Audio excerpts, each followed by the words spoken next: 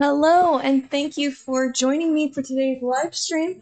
Oh, and here's my dog, Darla. Let me take off your dog collar so you're not jingling. Okay, welcome. So today we are going to be looking at the spawn mechanics since the October 19th Scars Kingdom update on Disney Dreamlight Valley. With the update, they removed the ability to purchase crafted items from Scrooge's store. So it's now more crucial than ever to have an optimized farming route. We're going to be looking at really great ways to increase your iron ore collecting, but while you're doing that, also be gathering rare flowers, hardwood, drywood, and darkwood. So I'm going to be going through the different areas and optimizing them for gameplay. I actually did a little decorating the other day. It took several tries and many crashes, but I finally decorated my plaza, and I'm happy to report with the latest update, the one they did today, the crashing on Switch has improved a little bit. It's still definitely crashing. I can't use the Touch of Magic tool really, which is a shame because they actually have a design contest going on for it. But I'm going into menus and it's not crashing most of the time. I'm able to save, so that's been a really nice improvement. So great job on that, Gameloft. Now, like I mentioned, we aren't able to order crafted items from Scrooge, which really sucks. Like, I mean, I used a lot of lampposts. Luckily, I ordered these before the update. I wish that it had been mentioned in the patch notes, or I would have ordered more. But, you know, I did send out a warning if you follow the stream. I did a community post with a poll, and I wrote it as a poll because it seems like YouTube delivers those more, and I wanted as many people to know as possible that they removed the ability to order crafted items. So if you want to subscribe to my channel, any of these big changes that go out, I will do a post so that you can get a heads up as soon as I find out about them. And I wanted to stream today too because they changed a thing that was really good where you could just continuously water a stack of flowers outside and get constant memory ores, which I think would have been really cool for decorating, but they nerfed the ability to do that, so that's a bummer. But what I really wanted to go into today is the optimized crafting route. Now, as you can see, all of these mining rocks in the plaza, I've just have rhinestones in, or gems in, because I think that they look pretty that way, and I won't be mining them anymore. They only produce gems, iron ore, and, or not iron ore, coal and stone. So they really aren't worth mining at the minute. The optimized route is going to include the Sunlit Plateau, and you'll notice I have trees dropping along the route. So that rock, this rock, we're just gathering these, and then the one over here, which then leads into the mine, which is really nice. And then teleport over here.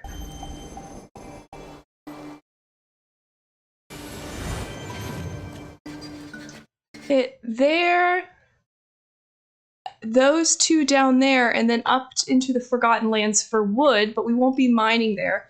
But I just noticed these yellow bromeliads, so I'm going to switch gears just for a second. Rare flowers are important for crafting too. The yellow bromeliads will only spawn 2 at a time. And I just only pulled 2 for a reason, which is, let me hop into my photos. So the way flower spawn mechanics works differently from wood spawn in that each flower type has a set limit. So in the Sunlit Plateau, let's hop over here, it's always going to be 2 yellow bromeliads, 6 pink and 6 red bromeliads, 4 of the pink house leeks, and 3 of the orange house leeks. So I just pulled the 2 yellows. Now what's interesting is they also work different from wood timers because instead of the wood just dropping random every 5 minutes, it's each flower has its own set timer. So I'm guessing, and I'm still learning this part, like still researching it, the red and pink, since they both have 6, probably have a faster respawn timer than the yellow, which is the rarest. And I actually thought I could manipulate the drops since I learned this and just get a yellow bromeliad every 5 minutes. But unfortunately, the yellow, each flower seems to have its own timer.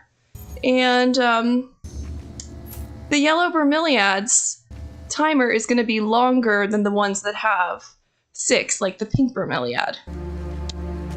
Now up here, the Forgotten Lands mining rocks are really heavy with these purple crystals. Now, I don't need to mine these crystals anymore. I have a whole row in a chest of just the crystals, so I won't be including the Forgotten Lands in my mining route. I have more diamonds and amethysts than I know what to do with. Even though it does drop gold and iron in here, the thing I'm most interested in the Forgotten Lands is the dark wood. So I'm going to be reworking how I have my trees placed so that when I stop in the Sunlit Plateau, I can just do a quick wood run right here and then continue on to the next location on this optimized crafting resource route, which would be in the Frosted Heights. The Frosted Heights has a very nice loop. Lots of mining rocks just perfectly in a row together. And as you see here, I have the wood gathering right by the wishing well, so I'm able to gather this again. I did test putting 15 softwood down because I was thinking maybe the wood worked as the flowers do, where, you know, there's a set amount of each type of wood. So I put down 15 softwood thinking like, okay, I should just continuously get drywood and hardwood because the bulk of the spawn pool was already softwood, but it doesn't seem to take into account the wood type for spawns. The wood type just seems like RNG. Now it does cap at 20, and it appears to drop once every 5 minutes, which lines up with Moana's fishing. And for Frosted Heights, it's the same thing with the flowers. Let's take a look at those results. Now, because I just picked a white flower, it means there's room for a new white flower to spawn in. And as you can see here, green is the most common. White and red are tied with 4. Blue, the second most common, or second rarest, with only 3 able to spawn at once. And black, the rarest, where only 2 are able to spawn at a time. So if I want more black or blue, let's say, I've got to make sure I pull those every time. And it's not like I need to pull all the flowers to get more of them. I only need to pull the ones that I want more of, which is very nice. Oh, and I forgot to mine these, but the route, as you can see, it just lines up with the wishing well that's just right down there. And obviously, it'd be great if I had my mining buddy with me, and we're going to go grab him for some proper grinding. Another thing I wanted to look at are the different pathing options. Now that crafting resources are so rare, I thought it'd be helpful to see what all of them look like. So let's see, these two look very similar. One's darker than the other. Let me, we'll head over to a crafting table to see the names of them. And then I also created a little sample of all the fence types. So this is the bamboo. This one is crafted just with softwood, which is nice. Another softwood, the white picket fence they added in the last update. This is brick and iron ore intensive, but brick is easy to get. Now this one, I really like the aesthetic of this fence. It's dark wood, so that is part of why I'm including the Forgotten Lands wood in my crafting materials route. And then these two I love for a citycore area for Wally, but they are very expensive with iron ore, so it's going to take a lot of grinding to be able to create enough of these. And this one is iron ore and brick as well, I believe. Let's take a look.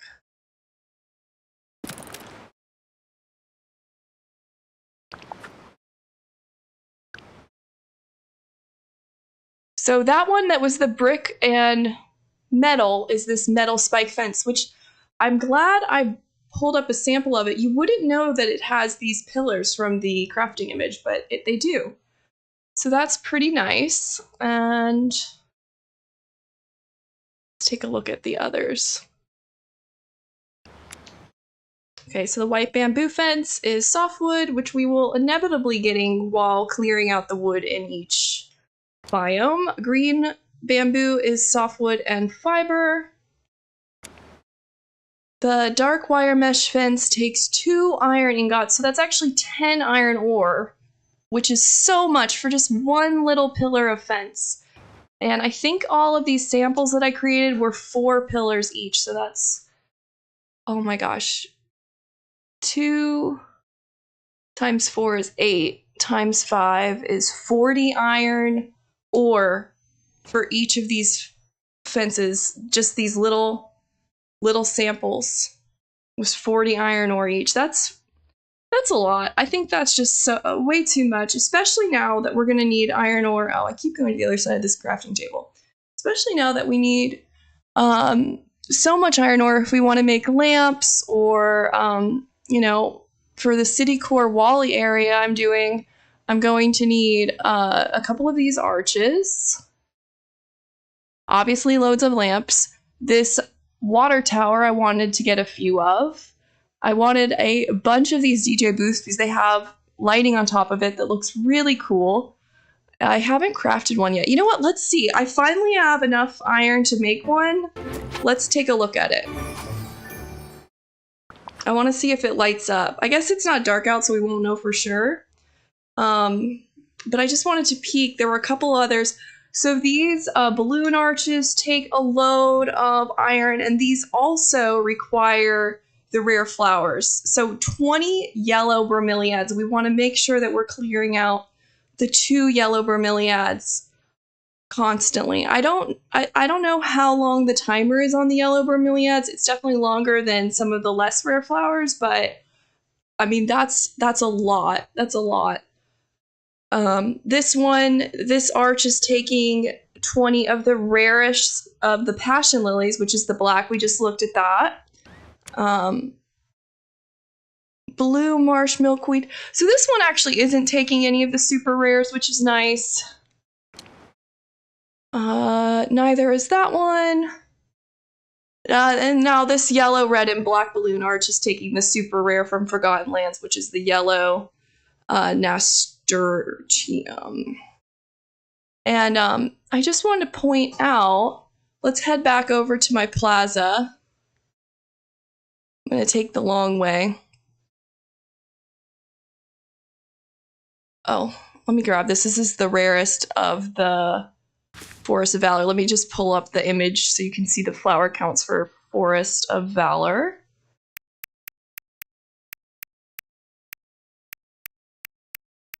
Okay.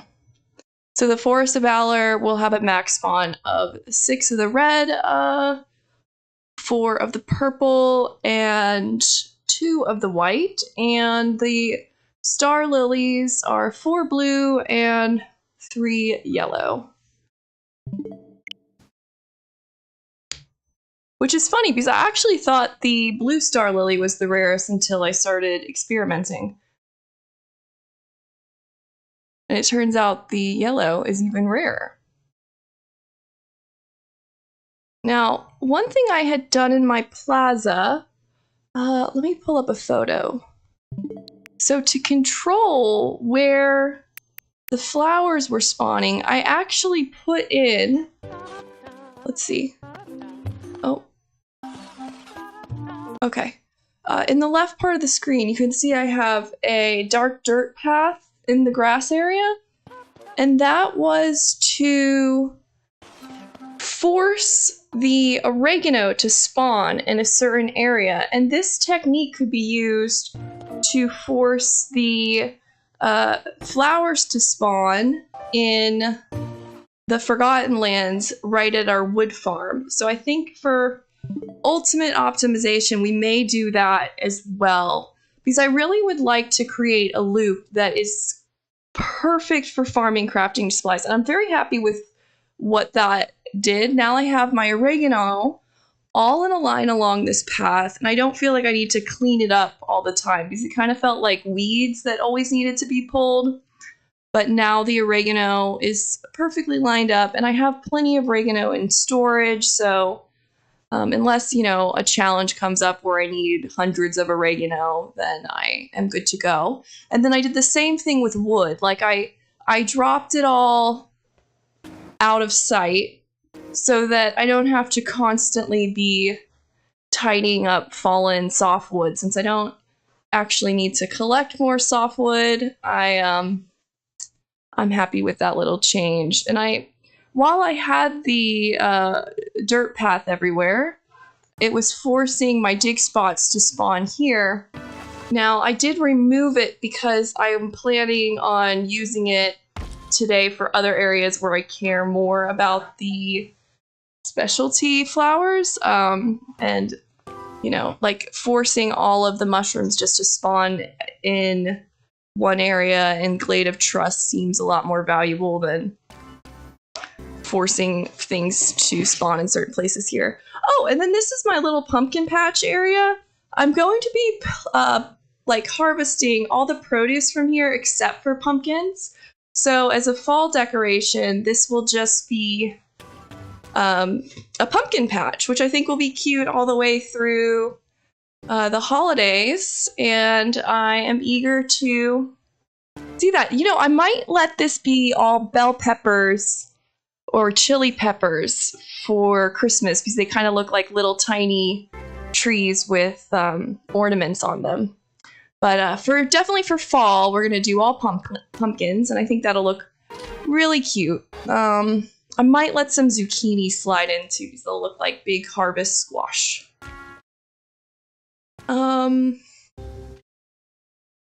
Gosh, where do we begin?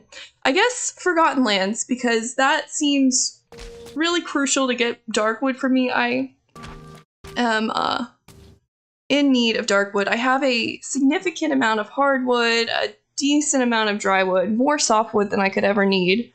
But darkwood, I think I only have a couple hundred of, which if I want to use that cute fence that we were looking at, I am going to need a lot of it. So let's get that started. In the last live stream, I created a little cute, I don't know, like cluttered grandma area here, and I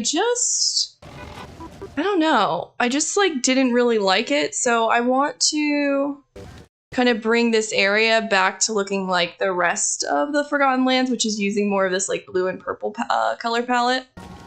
And that will help with the plan to get all the wood just in one area. So let's first set where I want the wood to drop, which will be part of that farming circuit. And I'd like it to drop just as close to the sunlit plateau as possible so that when I'm hitting these mining rocks down here, I'm able to quickly come up and just harvest the wood from Forgotten Lands and possibly the flowers if I have enough pathing, which I think I will be able to accomplish, especially if I add in some additional pumpkin patches. All right, so I think right here is a good spot for the tree farm.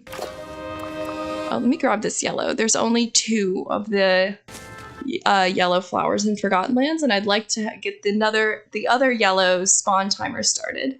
And then I'm also going to be hitting this rock throughout the day because my plan is to do the same thing as I did in the plaza, where I just have the mining rocks as like decorative gemstone rocks in this area, and that'll make it really easy for if in the future we have a star path where we need to mine diamonds, let's say, I'll have mining rocks ready to go, so I'll have a little jump on it.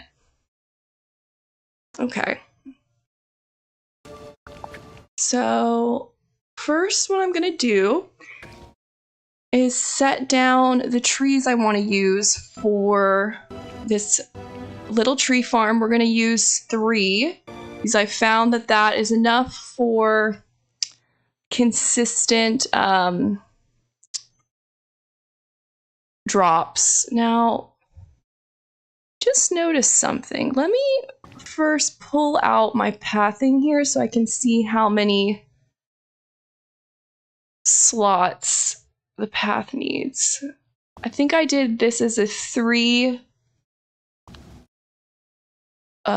tile path, and I don't want the tree farm to intersect with the path. Okay.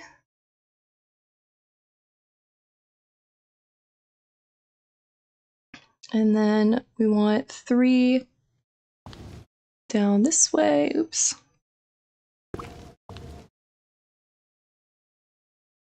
Okay, and I'm just going to fill this in because I don't want to see it empty while I'm working. I think it'll be distracting for me.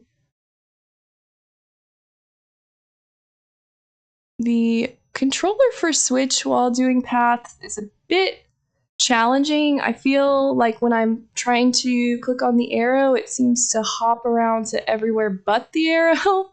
I don't know if that's just me or if that is something that a lot of people are struggling with, but I'm sure on PC it would be a lot easier for that. And then I like to have little walk-ups to the mining rocks. And I've been placing little glowing crystals at each mining location to mark where they are, which especially before I had started decorating in here, it was like very challenging to find the mining rocks. I am seriously hoping my game doesn't crash right now. This is a long load time. I'd say with the recent update, crashes have improved, but it is still crashing for sure. Oh, nice. Okay. Do I risk saving? I don't know. I haven't tried going into menus with rain yet, which was kind of always like a instant fail before the patch. Do I test it? I'm scared. Maybe I'll wait till the autosave goes off at the bottom right before I try. I'm not ready to risk that loss.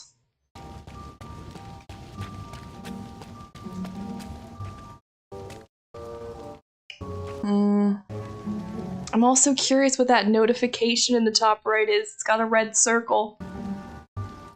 I'm gonna do it. Oh my gosh, it didn't crash. Okay, solid. Solid update, Gameloft. Again, not much info in the patch notes, but at least the update or the crashing does seem reduced on Switch, so that certainly is an improvement. Okay, so let's start on this little tree farm again. So I'm gonna grab these. It's funny, they call them tall acacias, but they actually have the smallest tree. And why I started doing these for my tree farms instead of the plaza tree was I felt that when I was quickly checking, sometimes I would miss a wood that was hiding behind the square of the plaza tree, and with this new tree that I'm using instead, it does not seem to trick my eyes. Like, I'm able to spot all of the branches pretty easily. Okay. I do want to space these out enough. I don't remember the player's name off the top of my head, but I probably should check. There was someone in the Discord on my wood feed that created an excellent guide on wood. You know what, I'll follow up in the comments section after the live and link to it, but basically he created a grid around trees and how they spawn, which was very helpful, and I'm definitely going to put that in the comments for all of you to check out. And then I want to use a flooring that will make it easy to see the wood underneath it. I feel like the white brick... Oh, so there's this weird thing that happens now when... See how every time I go down, it's moving the camera? That's because my cursor was on an edge when I entered buy mode. So just have your cursor in the middle and it fixes it. That was driving me nuts last night, but I did figure it out. So hopefully that is helpful for you too. I think we're going to use the natural rock path. It makes it, for me at least, the easiest way to view all the tile in an area. And I just want to check, like, do I have this tree right on the edge? No. So to save space, you can just nudge your tree onto the grid. The flooring is the best way to be able to see the map grids because we don't actually see the tiles, which is probably for the best. They would definitely be distracting when we were in build mode, but sometimes you need to know where the exact tile is, and the way to check it is with a path. And I believe it's the same with this tree. Yep, not right on the edge, so I'll just put it there. And that should allow me to bring this floor over one. Wait, did I not move it? No, I didn't.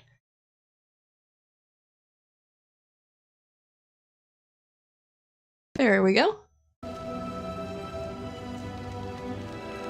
And I'm leaving plenty of space between each tree, so that there's lots of room for the wood to drop.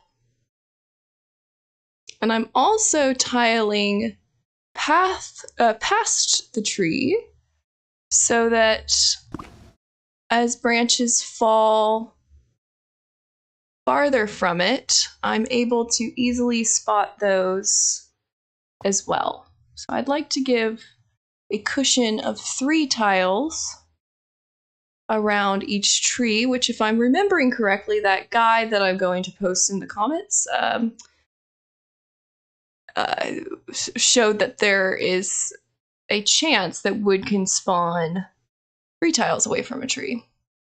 And then there's a YouTuber named Mr. Star in the Sky where I meant to let them know in their comment section, but they were struggling with only getting 19 wood spawning per biome, and it is 20. I realized their trees were just a little too close together, so that's why they were getting 19.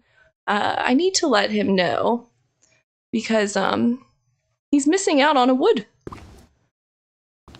And I'm sure it's frustrating to be hitting 19 when it seems like it should be 20.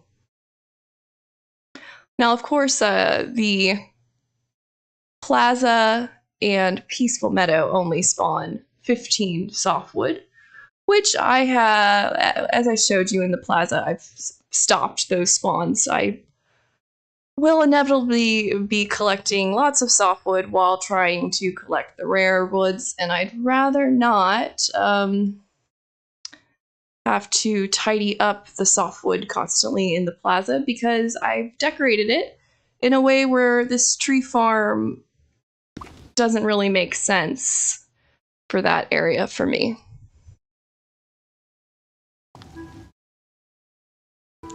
And I have decorated the Forgotten Lands with, that's a big gap. That's a bigger gap than I really need, that corner over there, but that's fine. I might end up removing that gap and having that as an area for flowers to spawn in, but we will see.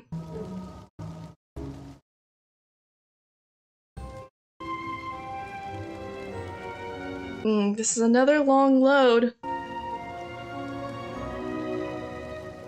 Send me good luck by subscribing and liking the video if you want to send me good vibes for this to not crash.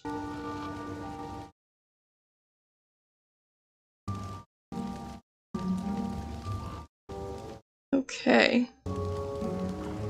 So in the Forgotten Lands, this frozen tree from Frosted Heights does not drop wood, so I don't need to worry about removing those. The plaza tree and these purple trees do drop wood, and they are not spawn blocks, so I'm going to go ahead and take these out for now. We'll figure out something else to go there. Areas like this, where the flower spawned, means that it's open, so more flowers can spawn there. And eventually we want to close all those out. Grab this plaza tree as well.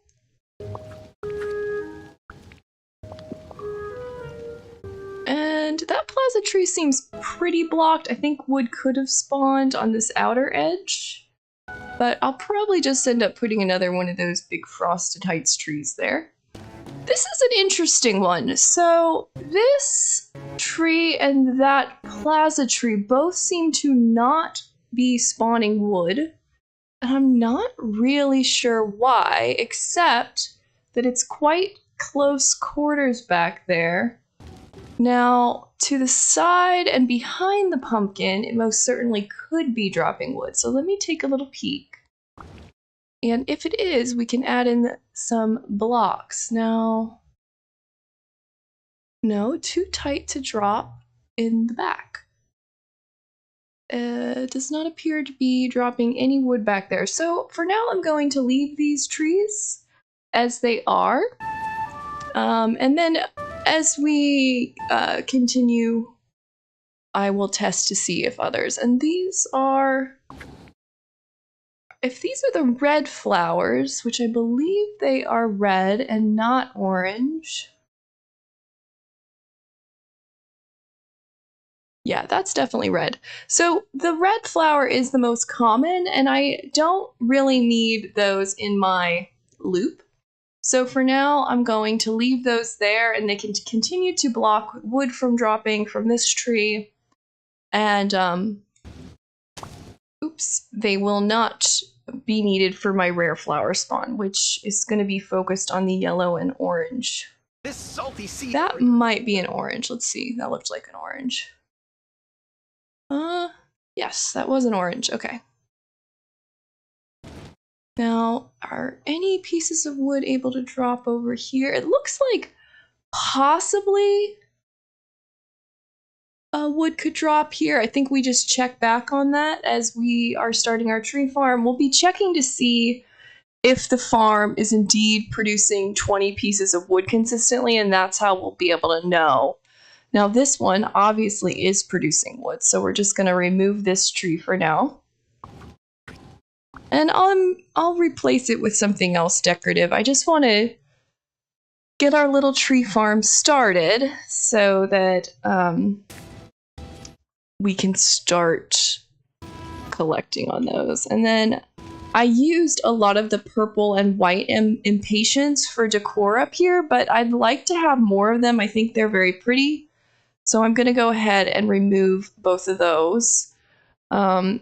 Now I'm going to put this purple hydrangea back because that shouldn't be affecting spawn.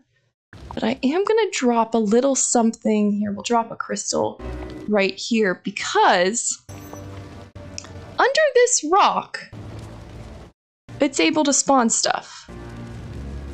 So I've just been keeping a little something there to try and prevent it from having enough room to a 2x2 tile. Living here is wonderful. This seems like it needs a crystal as well. I think the purple impatient I had here before was blocking wood from being able to spawn, but I'm just going to put a gem there, or a crystal there for now. And just for aesthetics, I mean, this doesn't make a difference at all, but I'd prefer it to be facing this way. And this should be enough to stop this 4 block that is right here, the 2x2. And we'll have it right next to the safe. Very nice.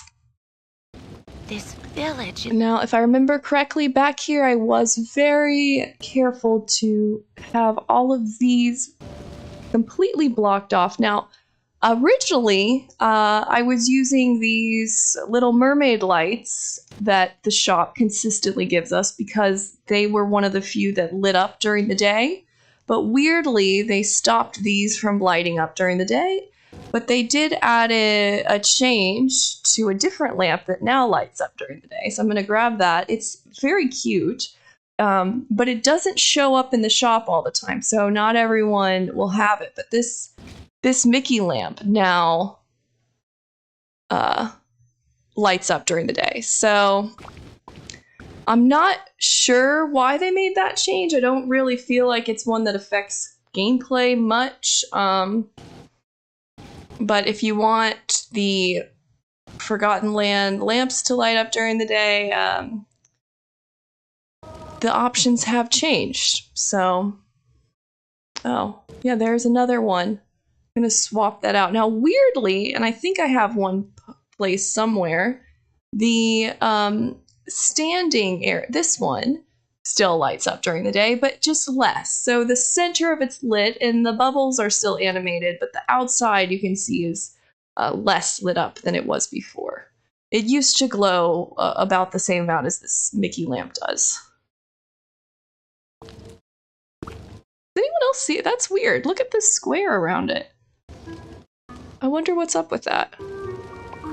Not sure.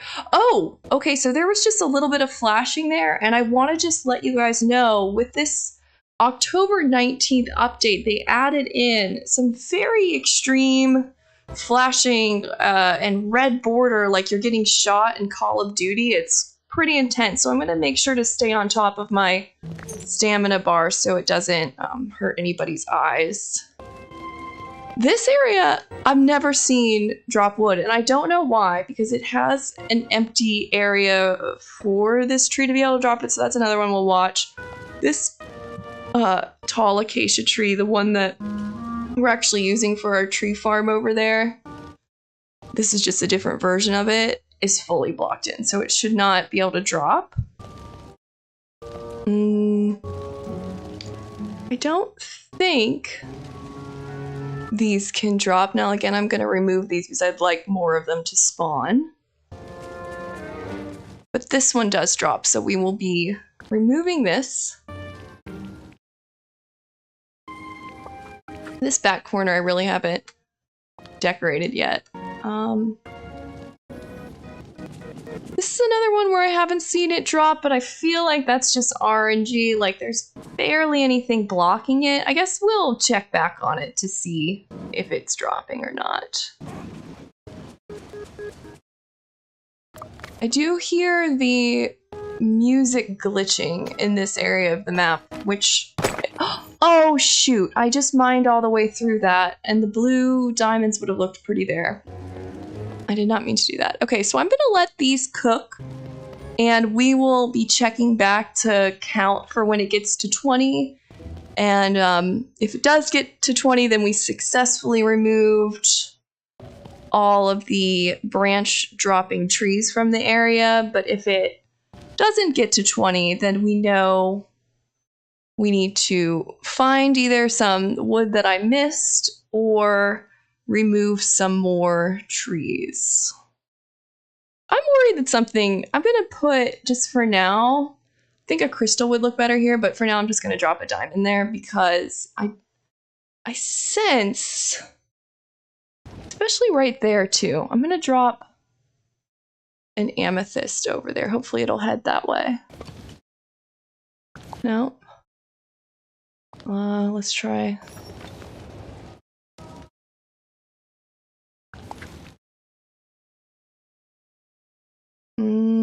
Maybe we can drop in a flower to the right? No?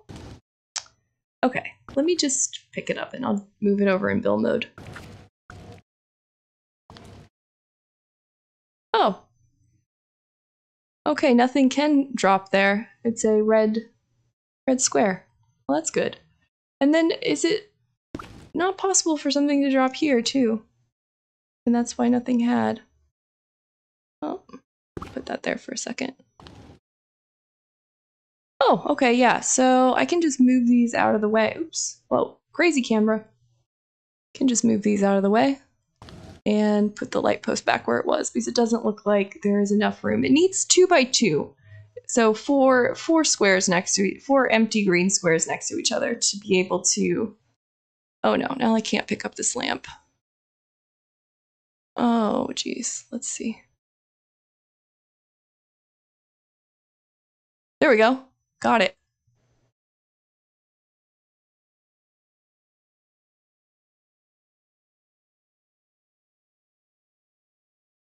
Okay. That was tricky. Now, of course, we'll check back if we ever don't get the 20. So 20 branches every 5 minutes. It's gonna take a while for them all to be able to spawn in. So I'm not sure if I'll be able to definitely check it this stream, but I am gonna make a recap video going over all these spawn mechanics I've been testing, and let you guys know as soon as I know. Okay. All right, so I think let's just do a loop. Let's just do one of the farming loops, and then I think I'm gonna start tiling out the Forgotten Lands and putting in a larger pumpkin patch to isolate where flowers can spawn in there, because it'd be really good if we could get them all to be spawning just right at the entrance. And eventually I want to do that for every biome, but we'll just start in the Forgotten Lands because I think outside of the plaza, well, not think, I know, outside of the plaza, that's the area I have most decorated. So for me, like, I've already got the most progress there, but for you, it might be a different order that you do it in.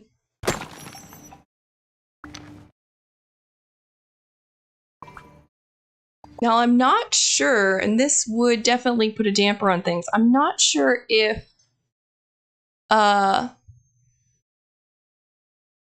tile is included, like flooring's included on the item limit. So if each path tile would count as an item. I know it doesn't count towards the 600 furniture item limit, but I can't say for sure for the 3000 item hidden limit. So I guess we will find out because we certainly will be using a lot of pathing today. Okay, so this is the little loop I am using in the Glade of Trust. I'm going to change out this lamp too so that I don't miss this mining rock while I'm on my loop. I just like things to be very easy to spot, and a glowing lamp in the day helps. The other lights that stay lit in the day still are all of the lights that have fire. So the candle, there's like a candelabra one, this melted candles, those will all stay lit in the day. So just depending on what Scrooge has at your store will like change what items are best to put next to the mining rocks for you.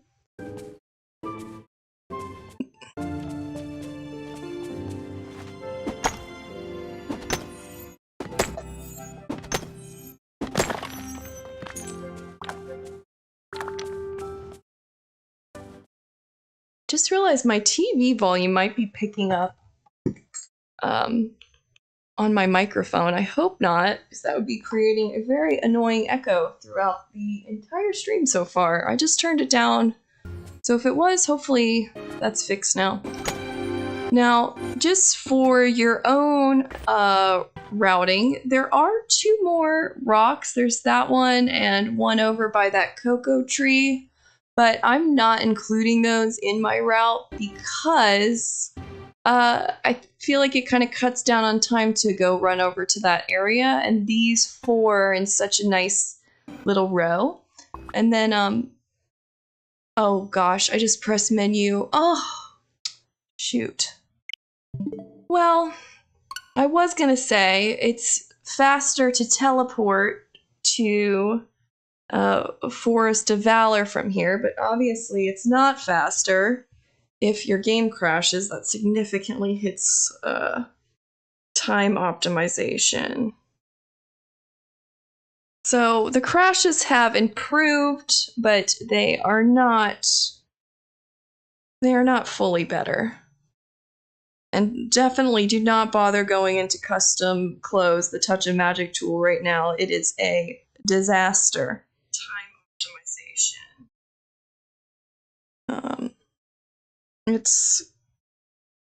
It's a shame. Because, like I mentioned at the beginning of the stream, Gameloft is doing a contest right now. And I was planning on doing, let me just open it, a stream showing you guys how to make some cute Halloween costumes. I created a few different ones. So I made this little like burglar outfit using the new mask. And you can see the stripes are a little wonky, but I basically just used the pattern tool and the rectangle shape to create that. And then I also made a couple Nightmare Before Christmas skins. Oh, and then this I made too. I thought that was kind of cool. And this one. So I've been having fun with the Touch of Magic tool pre the October 19th update. This was another one I made with lots of candy on it. What's this one? This I made during stream, last live stream when we were doing the pumpkin patch. I don't see, oh, here they are. So here is the Sally skin I was gonna do a tutorial on, and then here is the Jack skin I was gonna do a tutorial on, but until they fix the crashing that's going on with Touch of Magic tool, I really don't think it'd be fair to my sanity to even try it, because I'm pretty sure it would drive me nuts.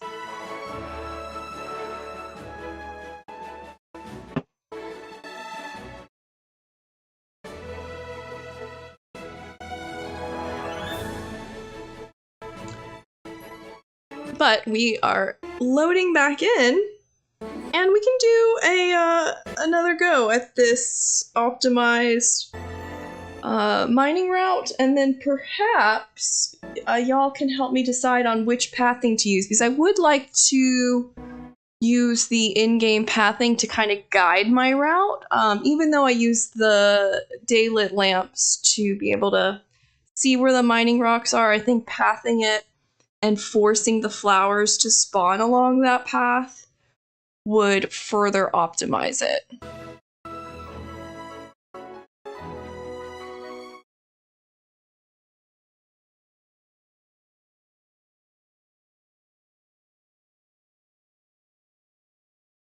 And I'm not going to be using the wells again during the stream, just because I don't want to see the crash again. So normally I would not start on this rock because it's really far away from the others. That's actually why I put my house here, just so I hit it, you know, whenever I leave my house, like when the game crashes. But as you can see, for the Forest of Valor, I start the route over at this wishing well on this rock.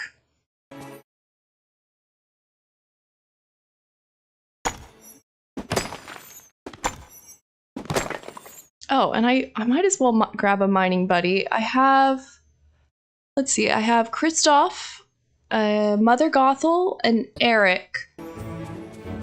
as mining buddies. And I think Mickey as well. And they're all level 10. So that's a cumulative level 40. Looks like Eric's here. Okay. This valley is pretty great. Let's grab Eric to mine with us. And we will get the most out of this run. Bye. Yes, Eric, we are going on a mining expedition today.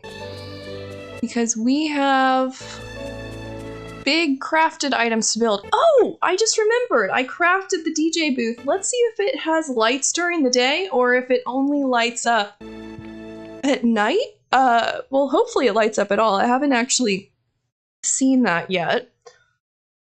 I don't think it lights up during the day because in the little preview picture, the lights were turned off at the crafting table. But let's see. Again, this Mickey bedside neon decoration does light up during the day. This nightlight is so great for Halloween. It looks like candy corn when it's lit up at night. Where is my DJ booth? I was able to buy a second one of these Zen Gardens before they snuck in that update. I wish I had bought some more green wrought iron street lamps, though. Let's see. I did buy a second town square clock. It's just so many of these, like, I wish I would have known when, like, they could have put it in the patch notes, so I could have just ordered more. That would have been very nice. I did get to do this Ariel's crafting table. Now, when I did it, I just was crafting it, and for every quest, I always try and craft more of the items because I just think they are cool. And what's interesting is, this one, it turned out we weren't supposed to be able to do, but for Maui's quest, I want to say, when we crafted the stone fireplace deal, that one we were supposed to be able to do. So it's kind of like hard to know. Okay. I really hope that these lights work at night because this is so cool. I'd love it too if are we able to engage with it? No. It'd be neat if we could use it to change the music in the area. And maybe when we were interacting with it, it did some flashing or something. That'd be pretty fun. Okay, so route. We start here. Move through Forest of Valor. Where I got the maze shrubbery. So let me just put one down. It's actually really a great item. I think it's in either decor or foliage. And it's massive. Here we go. It's called the Topiary Square. It's giant and it came from Scrooge. Whoa! Whoa, flash warning. Oh my god, my eyes. Jesus. So sorry about that. I did not expect that to happen. Wow. Okay. I need a sip of my drink. That was crazy. Oh my god, I'm so sorry. Wow. Okay, let's try again. This time I'd say, just in case, close your eyes in case it is causing some kind of glitch. I am too once I select it. That was very bad. Okay. We're in the clear. But wow. That was terrible. Okay. I hope you all are feeling alright. I hope that wasn't too much. They really need to work on the flashing in this game. It's insane. Okay, but this is not a crafted item, fortunately. So this will eventually come into your rotation at Scrooge's shop, and it's a great item. I was gonna use it in my plaza decoration. I think I just forgot I had it while I was doing it, but I'm sure I'll find a place for it. I think it would look really pretty with the white daisies from the peaceful meadow around it. That could be super cute. Okay. So, back to the route. So from Wishing Well, we hit those two rocks. And then we're able to hit these two rocks quickly.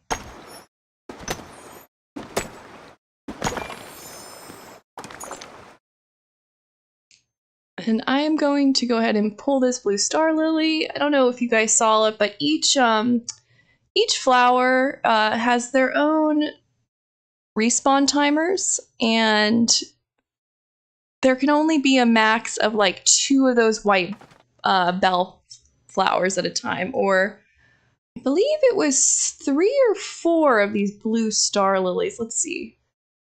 Okay, yeah, so that is the blue star lily. I'm going to hop into my Switch photos to check for the count in Forest of Valor. So, oh wait, that was an incomplete batch. No, it wasn't. Okay, so 4 blue star lilies can spawn at a time. So unlike the wood, where I need to clear all of these for the chance of hardwood to spawn, with flowers, you actually only need to clear the ones that you want to collect. So let's say you have more purple bell flowers than you know what to do with. You really don't want any more of them. You don't have to clear them just to get more of the blue star lilies. Just by clearing the blue star lilies, you will get more of them. Each biome has a set number of each flower. And each flower has its own set timer, unlike the wood where it's a steady 5 minutes per wood to come out. It's not like, 8 minutes for hardwood and 5 minutes for softwood. It's RNG. It's just every 5 minutes a new piece of wood will drop. And then the next leg of our route is into Frosted Heights, and we have this nice row of mining rocks.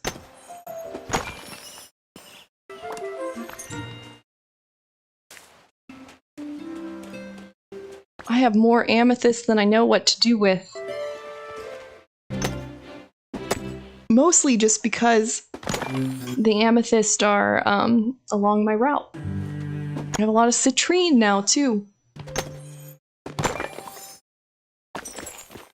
Oh, and then there's this challenge for getting 5 shiny aquamarines. I was going back and forth between Dazzle Beach and Forest of Valor for them. In retrospect, I wish I would have just been doing this route that I'm doing now and hitting Forest of Valor, because I collected more coal and stone while I was doing that than I ever would realistically use.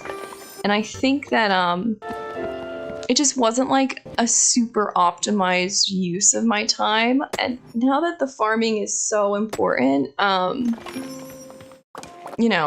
think it would have been better to just take a little longer on the star path. Oh, so I wanted to show you guys something that I think looks really nice. So I'm going to split up these pieces of gold.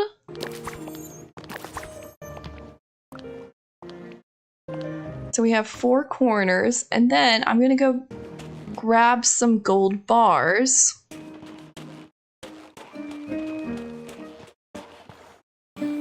And I have been definitely grinding, so I've got a decent amount of them in my chest to the left. Alright, so let's grab them. Because I have a very cute thing to do. Oh, it took out all my silver bars and gold bars. Well, I can give you a little peek at the idea, and then I'll have to grind out a bunch more to be able to properly do it later, but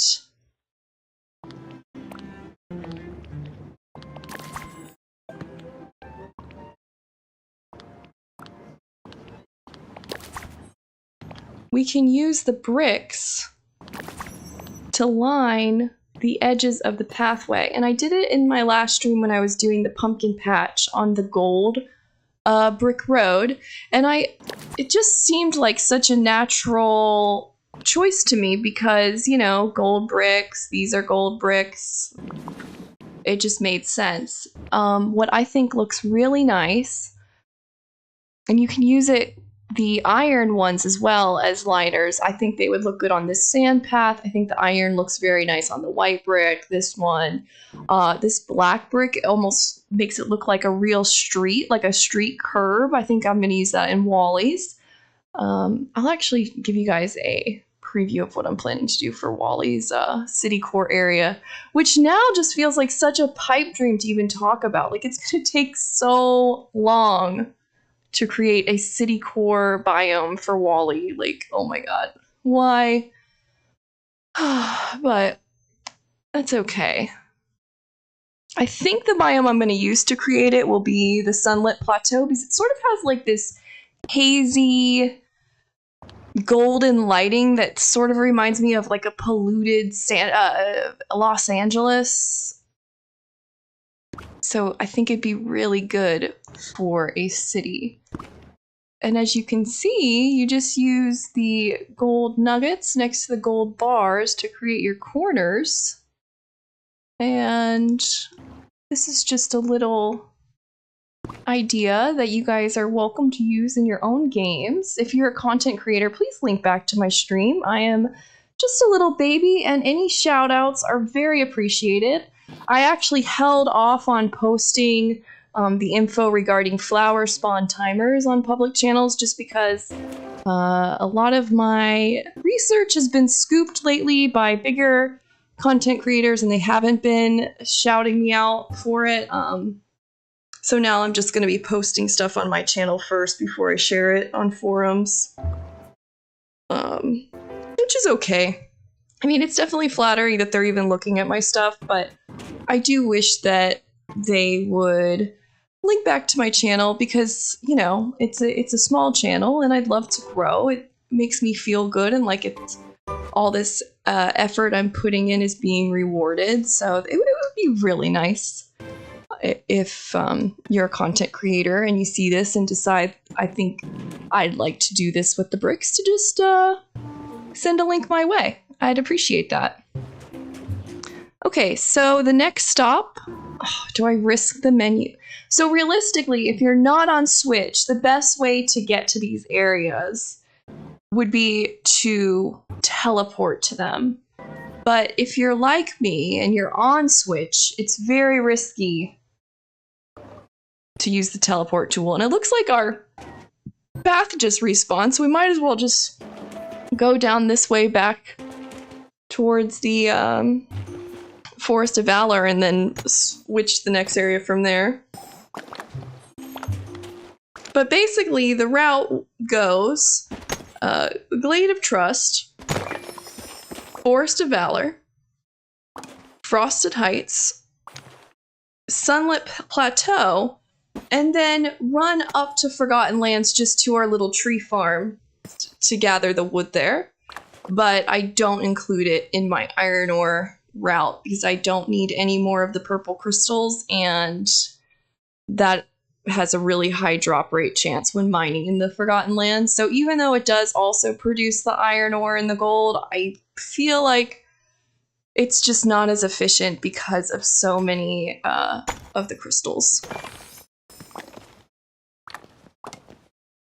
Okay.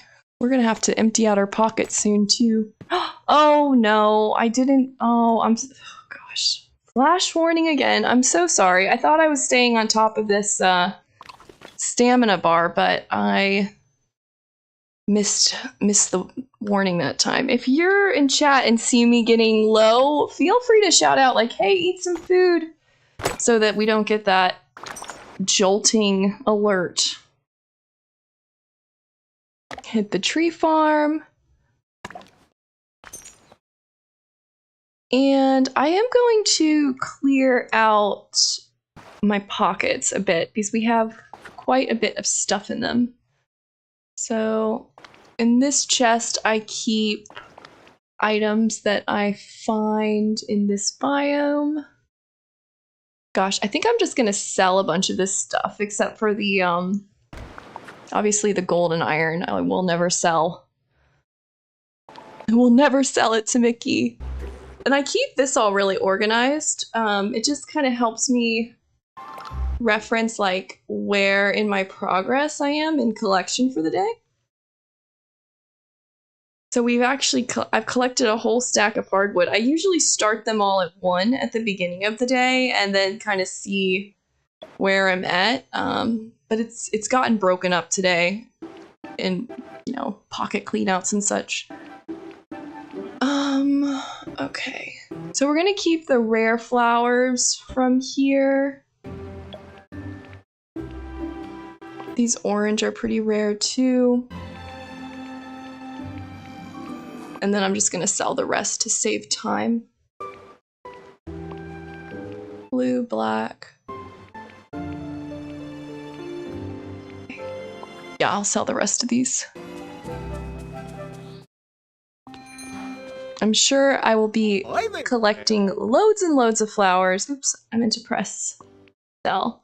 Once I've completed the paths. How do I have so much oregano? I'm gonna save that because I've actually stopped gathering oregano. So I think it'll be good to have those. I'll show you what I mean in a second about forcing all the flowers to spawn in our path. Normally I have little collection boxes for each of these and unload them while I'm within their biomes, but I was just running through at the beginning of the video and like grabbing stuff, but not like in a methodical way, so I have quite a bit of pocket mess at the moment. Here, let's just do a kind of slow walk through. So as you can see, I have pretty much everything in the whole plaza filled to the brim, which I don't know that I will be able to do this for every biome. I'm almost certain I won't because I'll hit item limit. But doing this, I was able to, first I knew the number of flowers each could spawn. So I knew there would always be 6 of these red penstemons, or maybe 6 of the blues as well. I don't quite remember off the top of my head. I want to say 3 or 4 dandelions, and then 2. So the rarest in the plaza is this white and pink penstemon, and there will only ever be 2 at a time. So if you want to gather more, you must pluck those 2. Now I'm done gathering flowers in this biome, and I'm done gathering oregano for a long time. So I'm just going to drop this oregano here because I probably will not be getting any more for a very long time. I'm hoping that these oregano that I carefully lined up by filling every other tile will just stay where they are. It's similar to making a rock garden in Animal Crossing, the technique. I just filled up all the tiles with drop pieces or pathing. All of this area with grass had the dirt pathing. And was able to get these nice rows of oregano, which I think makes for a very elegant walk into the plaza. And it makes me happy. And I also was able to do a little Halloween decorating.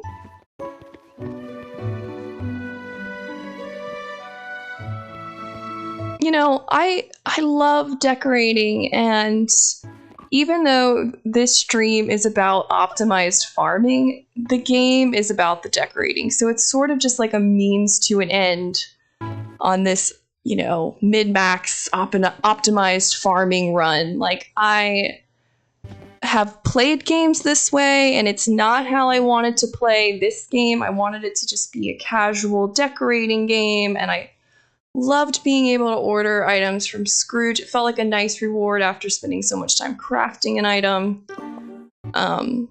But it seems that the devs have a different plan in mind, and it's their game, you know? So I gotta play by their rules, and their rules are saying we must repeatedly craft things. So an optimized farming route is my solution to that. I have not decorated the peaceful meadow at all yet. At all. But whenever you see a red daisy, I don't see any at the minute. Oh, here we go. These are the rarest flower in the Peaceful Meadow, and definitely worth picking whenever you spot one, just to kind of continually increasing your count on those. Alright, so I'm gonna put away all these crystals, or gems or whatever. As you can see, I am amethyst crystalled out the wazoo. I have more than anyone could ever need. And then my citrine line is full, so I actually need to, well, for multiple reasons, I need to fully change how my gem storage is set up. My plan is to make like a clockmaker's shop or jewelry store. I'm not quite sure. I don't have it totally fleshed out, but some kind of area using Scrooge's level 10 safes and cool like clocks and jewels. Like I want it just to be very glamorous, and that'll be all the gem storage. I just haven't quite gotten around to doing that, and today it just feels more important. Oops. Are we full on emeralds? Oh my gosh, we're almost full on emeralds. All right, so I can put 11 in, and then the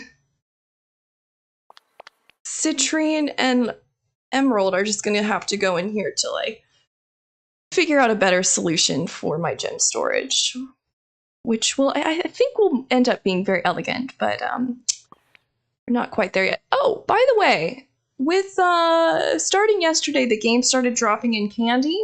I suggest eating one of each candy for an achievement, but then hoard them. Stop eating the candy until Halloween. You can create your own candy just by cooking a piece of sugar for the other achievements, and it still counts towards the achievement, but save that candy for in case there's like a trick-or-treat exchange down the road, which I hypothesize will be in the game. Similar to in Animal Crossing, where we bought candy from Nook's Cranny every day, and then on Halloween we traded it into, in this game, I suppose, characters. We'd go to each character's house and they'd give us a little something in exchange for the candy, is my guess. Literally, there's nothing, no hints of that happening. That's just like total fan theory of mine. But just in case, I suggest doing that. And then if not, you know, like at the end of it, you're just gonna have loads of candy if I'm wrong, which you can sell it or eat it or whatever. But apparently it gives very low energy boost eating it, so that also tells me that it's not intended to be eaten just because the boost is low. That could be another hint from the devs. And just to show you what I'm talking about, let me hop into the achievement I had in mind. Go down to, I believe it's either Friendship or Village. So within Village, there's a 3-course Halloween meal, which I haven't done yet. As I said, I was hoarding the candy. And then there's Sugar Rush, which is just eating candy. So I was thinking, oh, with this update, they probably made it so you have to, you know, eat all this candy for it to count as Sugar Rush. But let me just create one additional candy real quick. And this is, I'm just going to use a cocoa bean because I have loads of them. 381. Oh my gosh. Now, the person who checked it for me did only cook 1 sugar, so I might require a sugar. But let's just check with a cocoa bean because I have so many. And they give better energy than a sugar cane. So we're going to go down to Village. And it's at 24 now. So I think it was 23 a second ago. I'm like 90% sure. So the regular candy does count for that. Now, I believe this candy does as well. And I'm going to eat one of each of these for another achievement. And as you saw, the stamina bar went up very little. We got more stamina from 1 cocoa bean candy than we did for 3 of these Halloween candies. And let's look at our achievements down at Village. So we did get the 3-course Halloween meal.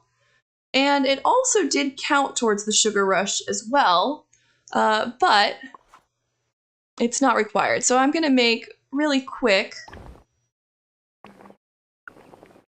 3 of the cocoa bean candies. And that will complete the achievement for us. And for you, it's just use whichever one you have the most of. The cocoa beans are nice because they do give a nice energy boost. We'll check that when we look at it again. And I'm going to be saving the bulk of my candy making for a Star Path achievement coming up. So yeah, this one cocoa bean candy is 770 stamina, which is fantastic. Our bar's full, but I'm going to just eat this one in excess just to finish the achievement. And it is complete. So let's see what those prices were that I got. I'm going to hop over to furniture mode. It's weird that we don't get the alert on the right-hand side that says what the new item was. I'm not sure why that is happening. This is weird. I don't know if anyone else noticed this, but they changed the coloring of this. Oh, whoa. Oh, I don't want the random flashing again. Warning, flashing may be coming very soon. The camera is acting weird, so I'm gonna try zooming back in. All right, we seem okay. Gosh, that made me nervous. I think we're in the clear though. Okay. Oh, but the mini cactus, the little like succulent planter, no longer has wood legs. It appears to be metal legs. So I'm not sure if that was intentional or not. All right, so we're looking for new Halloween items. And I don't know what they are because I did not see a picture on the side. And another weird thing about these is we're not able to order more of them from Scrooge, and we're not able to craft them. So it's unknown if that was a glitch or intended, and I'm guessing it's a glitch because we don't get that preview image on the right-hand side, which we normally get when we get a new item. So I'm thinking the Halloween achievement gifts are just glitched across the board. I don't see any yet. Let me know if I scroll past it. I love this tough sofa. I think that looks so nice. I used to have a couch like this IRL that was like yellow velvet. All right, so this I got from the Star Path, this Mickey Mouse jack-o'-lantern. That's not it. Green trick-or-treat bounty. I think this is new, and I think this mischievous jack-o'-lantern is new. So we can head over to my little Halloween decorated area in the plaza and place those down. Oh, and again, I did the thing with the rocks in Peaceful Meadow. I haven't started decorating down here yet, but while I was on a roll, I just exposed the gems and left them intact in Peaceful Meadow as well. Okay. Wonder what Goofy's up to. So we got 2 new Halloween items. Now, I wonder if there's a faster way to get to them, like in decor, maybe? Because they were at the very bottom of the list and all. Decor would make sense. I mean, they're Halloween decor. So, let's see. Yes! Okay, great. That was easy. I'll put one here. And the mischievous jack-o'-lantern, I think I'll put over here.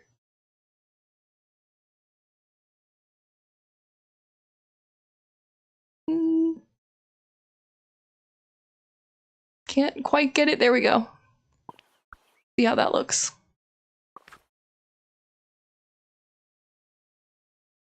I think I'd like that better on the right side. Let me try scooting that over.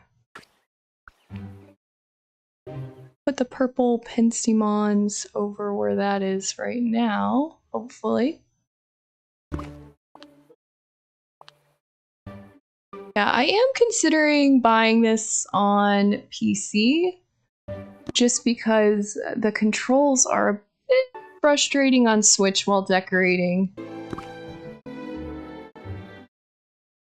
Kind of like that sneaky. He's like hiding, or no? Maybe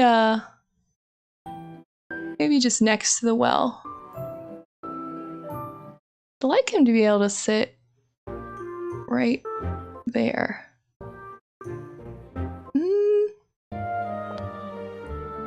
One other idea. Let me move this rock. What if I have him there? Yeah, I think that looks nice. And then I can maybe put this back. No. Here. And here, I think. Yeah, that,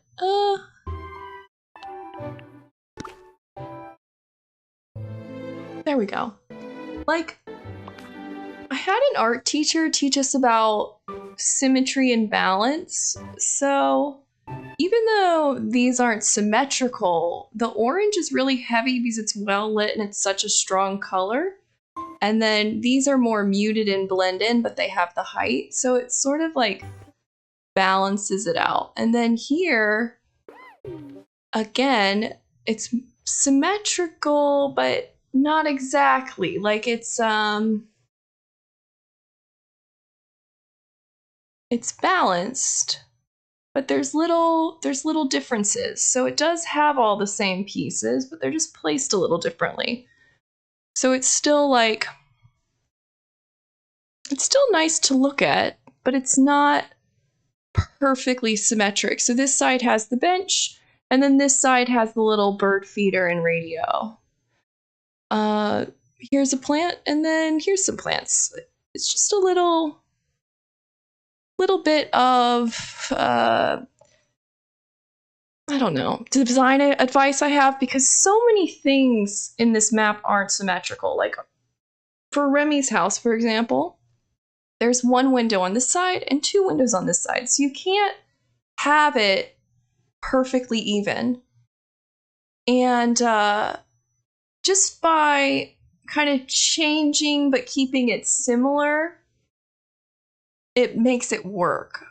In my opinion, maybe this is not nice looking to you because it's not perfectly symmetrical, but it was driving me nuts. Little things like, see how this path is uneven when I first started, but then I kind of just was like, all right, I'm going to try and let this need for symmetry go and try and just work on balancing the asymmetry.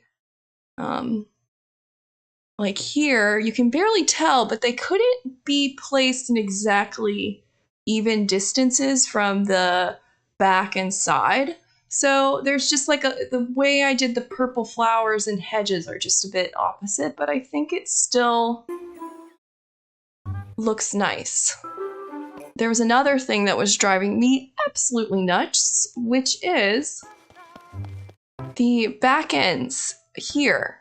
So I was not able to push this tree in the same way that I was able to push it on the other side. So I had to put this light over here. But you'll see on this side,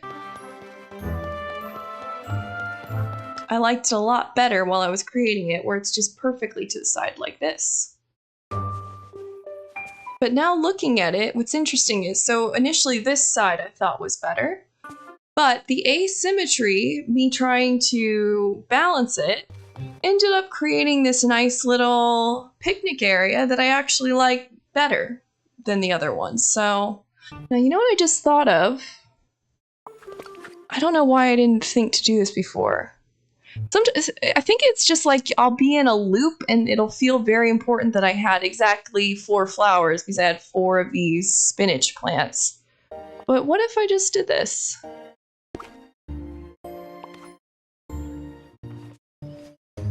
Well, I think that looks pretty nice. I think I'm gonna flip the moon so that it shows more.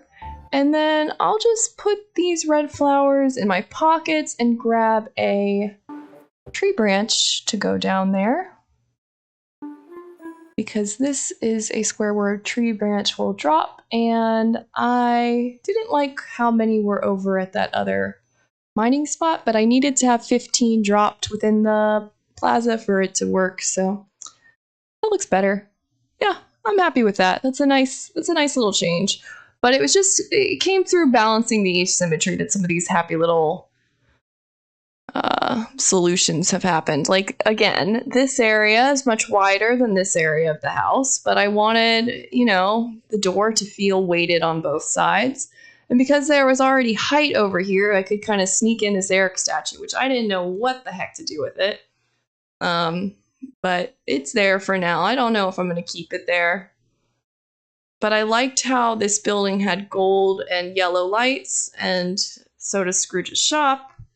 And then Remy's restaurant and house have those yellow lights. So that is why I picked these 4 buildings for the plaza.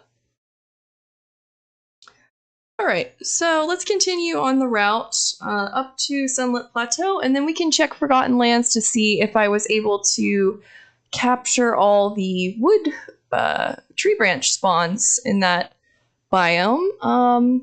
So I'm actually going to start the loop on this side. You know what's funny? I don't like going into this cavern. I know I need to go in this cavern for rubies and the sapphires, I want to say, and then the Vitalis crystals, but I just don't like going in there. I think it's scary.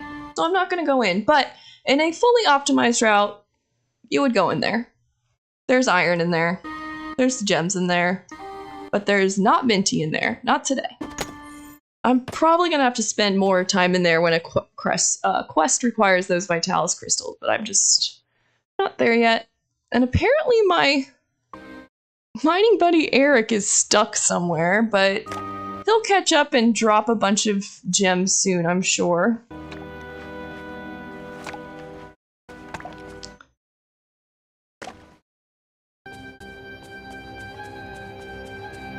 Yeah, so even though the focus of this route is iron ore, I'm also focused on just crafting materials in general, so...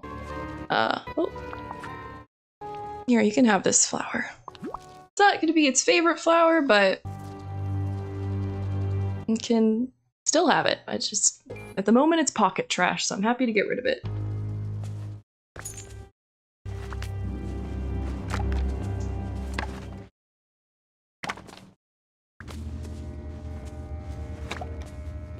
Look at Eric, he's rushing. I'm sorry, I was glitched. Oh, he only dropped one thing? A piece of coal? Is that all I get? Oh my gosh, Eric's slacking today.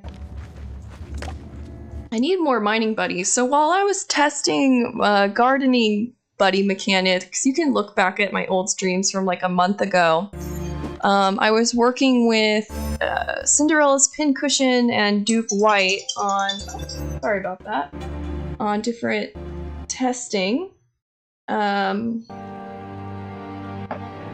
we learned that the companion bonus does indeed stack. It increases by about 10% for each level 10 buddy you add in.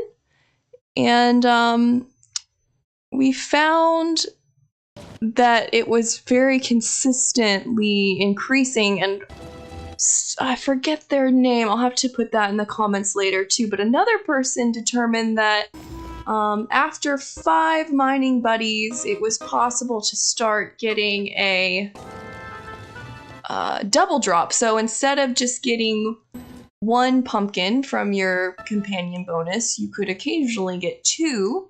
And with that theory, it basically meant that over time you could, like, let's say you set all your companions to gardening, it's feasible that every time you picked up a pumpkin, you'd get 2 or 3 pumpkins per harvest. Now, you might be saying, oh, well, I get multiple all the time, but that's just them catching up, unless you actually have all your buddies on gardening.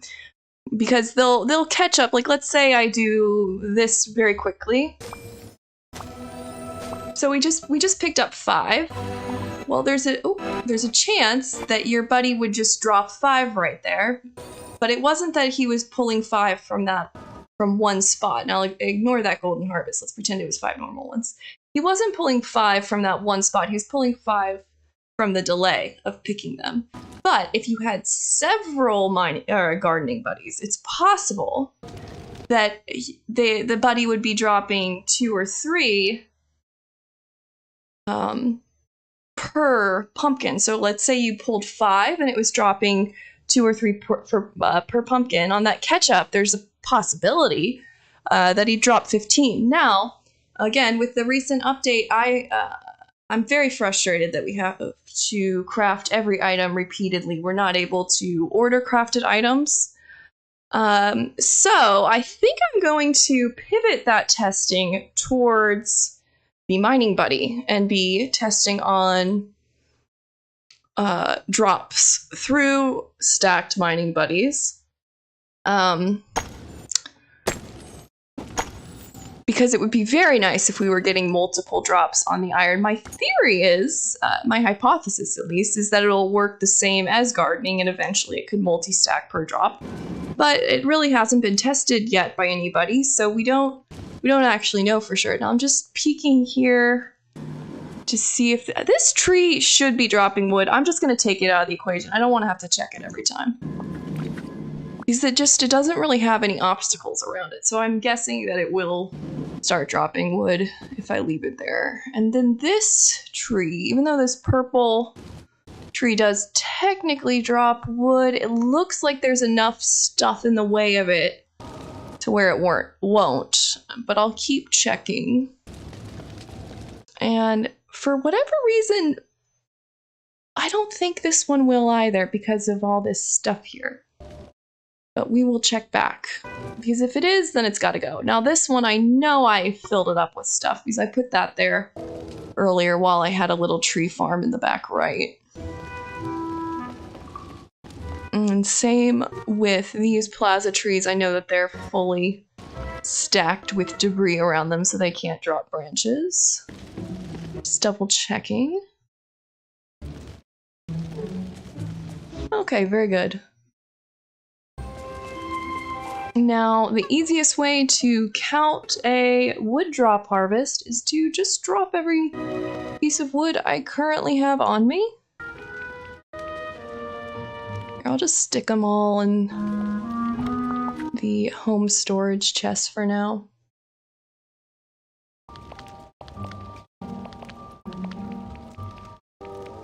Oh, and then I don't need to carry these candies around. I'll stick them in here too. Okay. So, let's see if we're at 20 yet. I don't think we are. I don't think it's been enough time yet. But this will also open up the test pool to check those other trees out where I want to see if they're dropping tree branches. And this will become a crucial part of our farming route. Again, I'm not going to bother going through and mining in Forgotten Lands because I don't really need those purple crystals, but if you do, you can include this route. Oh, let's count the wood. So 5 plus 6 is 11, plus 3 is 14, plus 4 is 18. So it didn't quite get to 20 yet, but we are on our way, and that is a very good sign. And we will be checking back on that in about another hour or so to see if trees in this area are cooperating, or if I need to remove more of the branch dropping trees. I don't think I do. It looked promising that first run, but it's going to just take a few tries to make sure that they are not interfering with our wood drop rate. And if I see any of the yellow bromeliads while we're out here, I'll just grab them real quick. Eventually, I'd love to have the entire Sunlit Plateau pathed out. As I had mentioned before, I have an idea for Wally citycore house, and I just want to show real quick before the sun fully sets what I have in mind for that. So this sinister brick road will do, let's see, 3 on each side. Maybe? That's a bit narrow. Let's try 4, yeah. So we'll do 4. One of the, actually not brick, let's do one of the loose gravel. And then 4 of the sinister brick again. Oh, that might not let me. Okay, I'll just start 4 here. Okay. So we're just gonna do a little sample of it. Because this is cool. I think that this could possibly inspire you, possibly infuriate you when you see what I'm about to do here. It's going to be a mix of both, because this is going to take such a dumb amount of iron to do that it would surely challenge pretty much anybody that decided they wanted to try it. I mean, obviously this part isn't taking loads of iron, but just you wait. We're going to be using iron to create the curbs of the street, and we're also going to be using lamps along the curbs. I also think we might end up using a third path to act as a sidewalk, but I'm not going to get too deep into the design at the minute. Maybe I will. I'm having a bit of fun here. Let's see. I mean, this is just going to be such a tiny little sample of what citycore could potentially look like in this game as we continue to grow our item databases and crafting supplies. Okay, so here, just imagine this is going really far, because right here it's quite small. But imagine that this was a very long road, and then we have, now check this out, we have cars.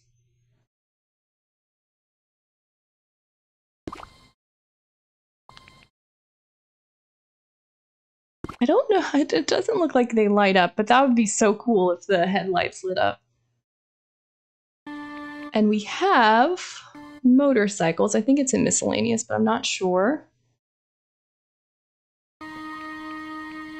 Look at this. We've got all these things that could be just along the sidewalk. So there will be a third path for a sidewalk. There's got to be. Stalls. Stall isn't very city-esque though. Maybe this trash can instead. Like it's got some dirt on it or something. Do it that way. Looks even messier. I love like putting a little grunge in the game. Oh, so I'm getting the glitch right now where when you scroll down it doesn't work. The best thing to do is just close and reopen the category. That's almost always works for me. Sometimes I have to fully exit out of build mode, but usually that's enough.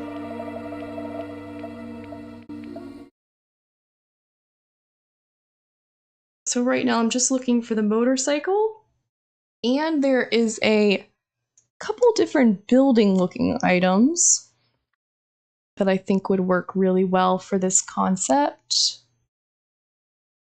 Here we go. Okay, so we've got motorcycles. This one's going to be going this way. Oh, that's interesting. It actually, oh, my doggy just slipped. Hey girl, you okay? She's okay, but her ego looks a bit bruised.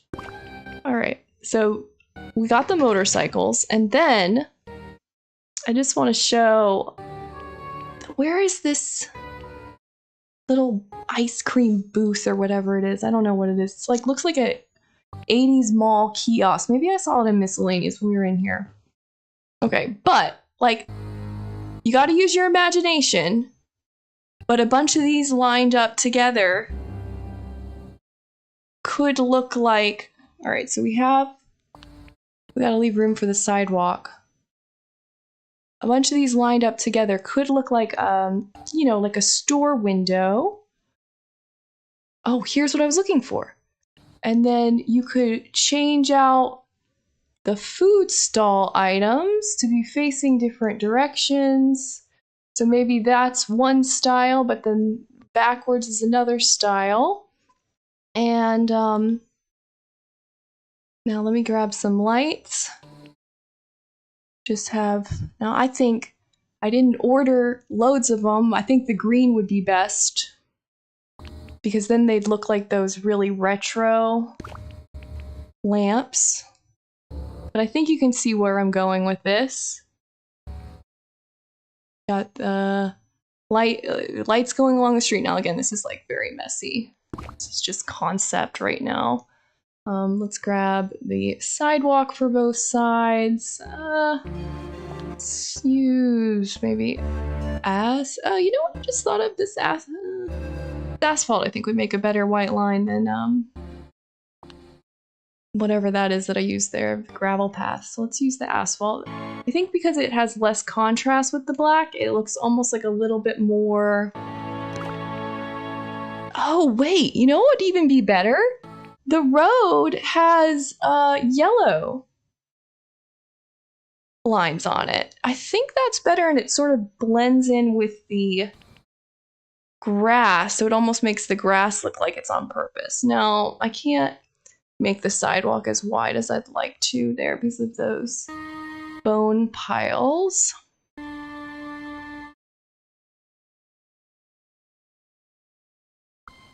Okay, that looks decent. Then again, we'll just put the sidewalk in here.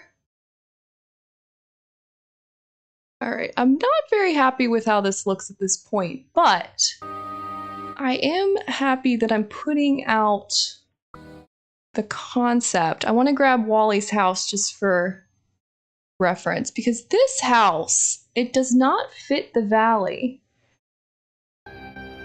but it does fit a city. Okay, put it here for right now. I gotta move some of this stuff.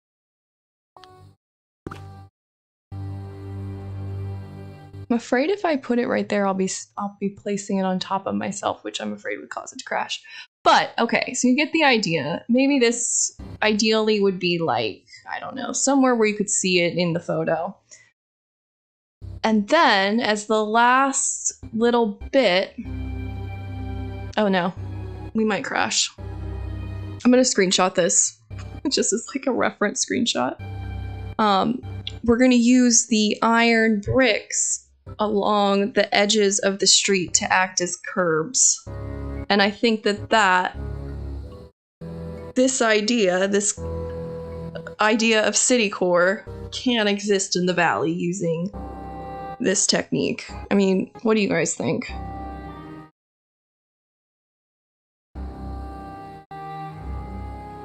Thank you.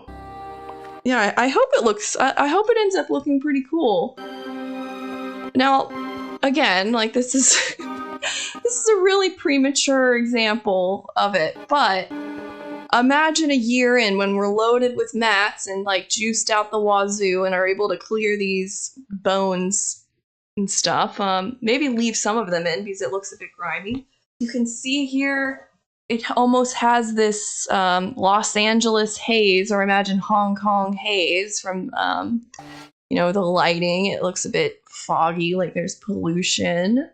I think that this could be really, really cool. And of course, we have Wally's house. Who knows what other houses we'll get down the road? But for now, Wally's is a great city vibe house, and I don't have the iron bricks on me, or frankly enough to have them, but you just would drop the iron bricks one by one and place them in this gap here, and that would look good.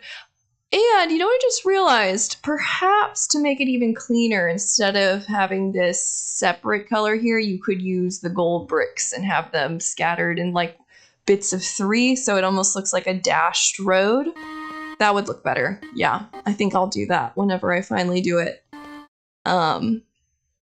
And if you end up using this idea, like, send me a picture of it. I'd love to see someone that has the resources to be able to juice out this concept because I think it's really cool, and I'd love to see what y'all can do with it. I'm just at a point in my game where I don't have enough crafting materials to be able to do it. But I did just craft my first DJ booth, so I think that would look really cool along the street. I know the water tower would look excellent in the background. There's the archway that could look really cool along the road. So there's just some really great large items that will do really well in this concept. You could put computers along here for extra lights. Who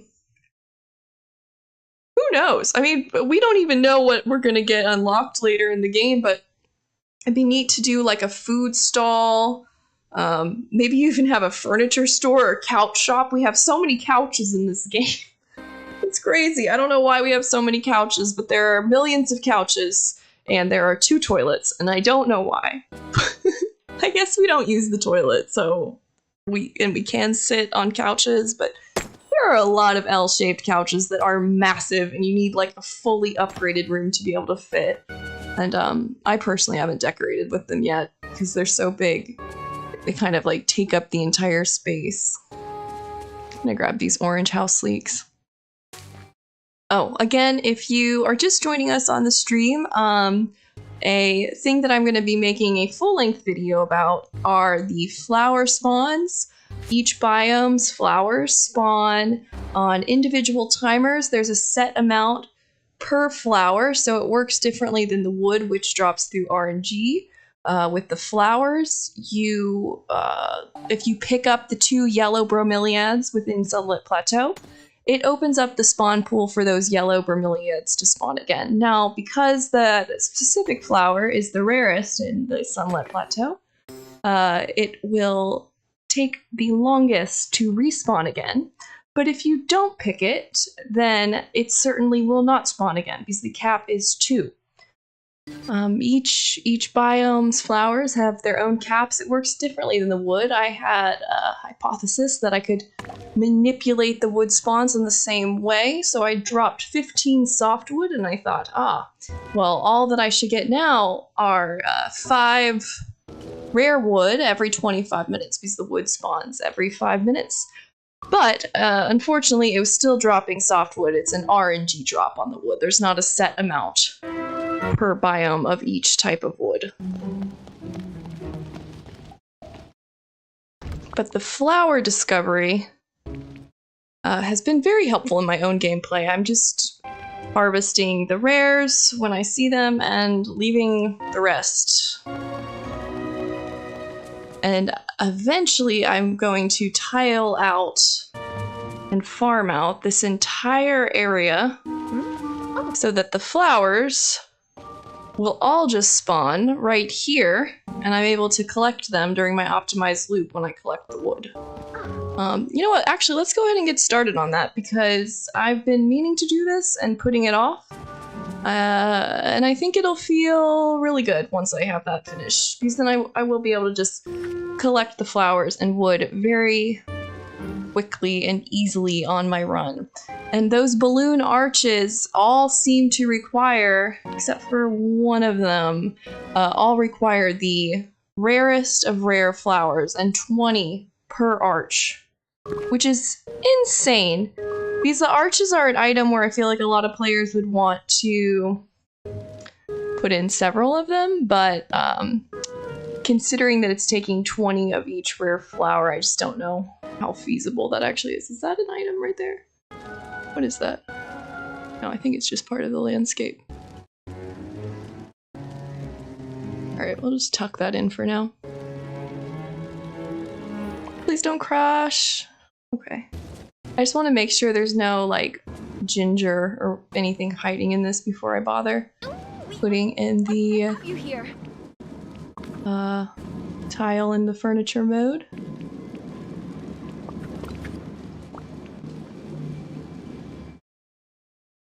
Yeah, and I will be making another video that goes in depth on the spawn mechanics, like the flower counts for each biome. But since we are in Forgotten Lands right now, the rarest flower in this biome, which only spawns 2 at a time is the yellow Nestorium. I'm not quite sure how to pronounce it. If you know, please let me know so that I can sound super cool and smart. But I do not know. I had to look up, so when I was making this Scrooge McDuck glitch solution video, I had to look up how to say Pensimon. But now I've got that word down. Sounds unnatural to say for me still, but that is apparent. Are you kidding me? We're not even going into a menu. Oh, why? Bruh. Crashes have improved, but not enough IMO. Not enough. Yeah, if the different road, like pathing types could connect together, it would look so much more uniform for sure. But I think I mentioned when I was looking at that gap in the road that doing little stacks of the gold brick would work. We can head over to my pathing area in Frosted Heights. I don't want to look at the Forgotten Lands for a minute after that crash. I want to forget about it. And we'll do our little Forest of Valor loop. Hopefully a mining buddy will be around. I have Eric, Mickey, Mother Gothel, and Kristoff set on mining. My friend Cinderella's Pincushion has a theory that the mining buddies may have preferences on what they drop. Like Mickey seems to prefer dropping coal, Kristoff seems to prefer dropping iron. It's something that I think is worth testing for. Since she's mentioned it, I've had the feeling that could be a thing. Like she might be onto something, but without test results, it could just be, I forget what it's called, but when something's suggested and then you're noticing that, like, I don't know what that's called, but that could be what's going on. That I'm just kind of seeing like, oh, it does seem like Mickey's dropping coal a lot more than Kristoff, but I'll have to do like a proper spreadsheet and test on that, and then I'd want to do it for all the characters to see if there's one that strongly prefers dropping iron, which would be incredible. I'm very hopeful that that is a thing. Because then I'd know, oh, well, whenever I mine, I'll bring, you know, Dave Steve with me. Okay. This does light up at night. Oh, that looks really good. Oh, this is going to be so cool in the city. I'm so glad I finally crafted it. Yes! And then also, look at this for candy corn for Halloween. Isn't that perfect? This is a Wally nightlight, I want to say, or Monsters Inc. nightlight. I'm not quite sure. But it's got a little face on it. And it looks cute like candy corn that way as well. But I really like it from the back. Very cute. Very, very cute.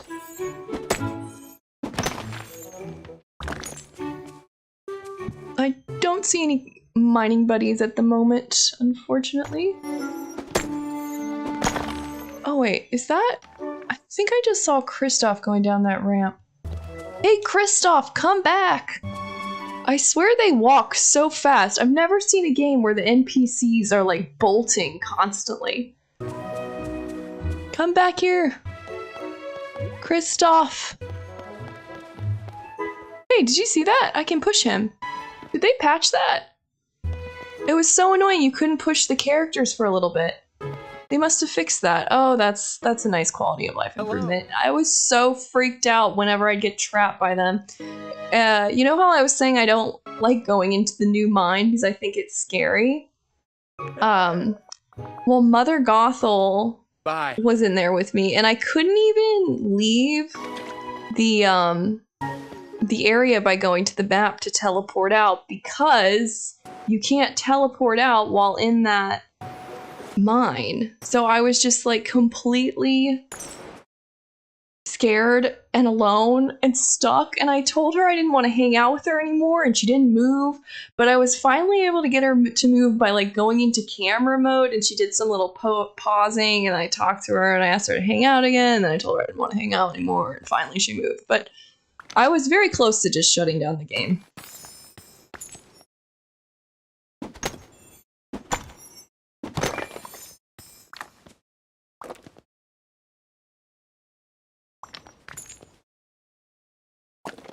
I should have started on this side of the cave, because then we work our way over and can just head up to Frosted Heights without backtracking.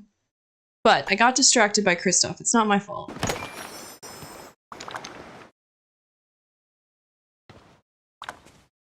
I wish that they just didn't drop coal. We have like an endless supply of coal in the late game, and it's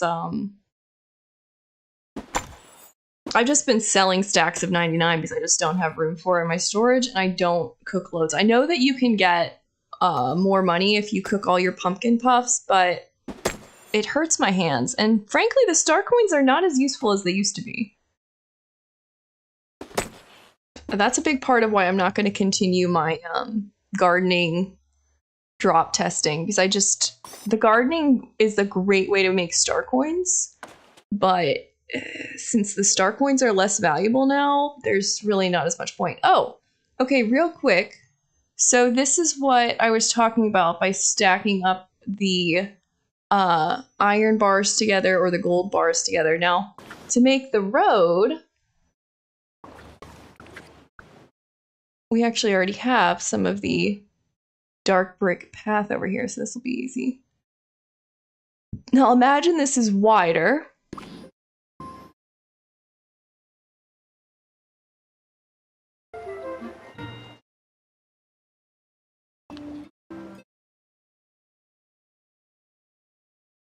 You could just do them in little bits of 2 or 3, and it'll look like how on a road IRL, when you're in a passing lane, there are little bits of yellow lines. Now, in this harsher, higher contrast lighting of sunset, these bricks don't look quite as yellow, but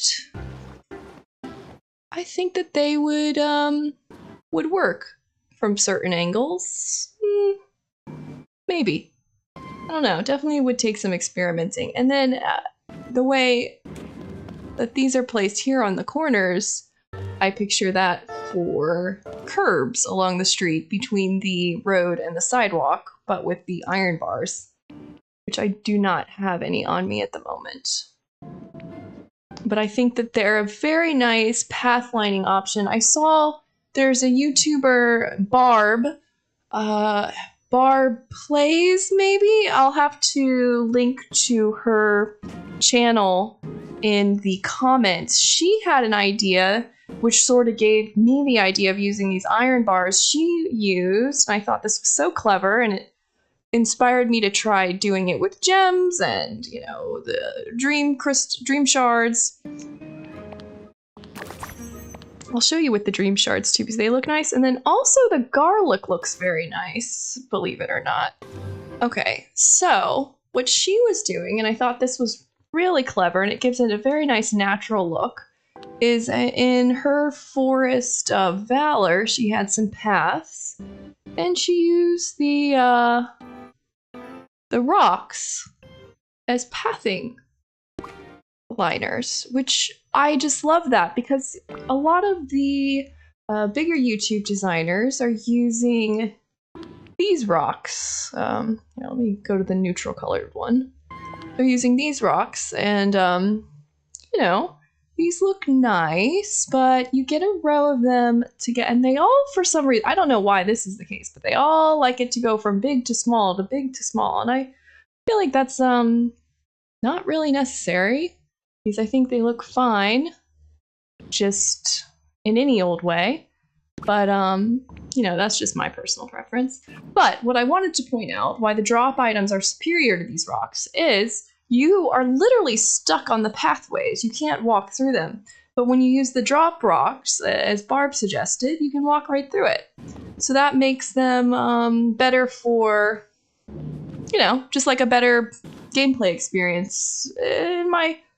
That's my preference, of course. Now, I'm not sure, I haven't really checked for it, if characters prefer walking on the pathing or not.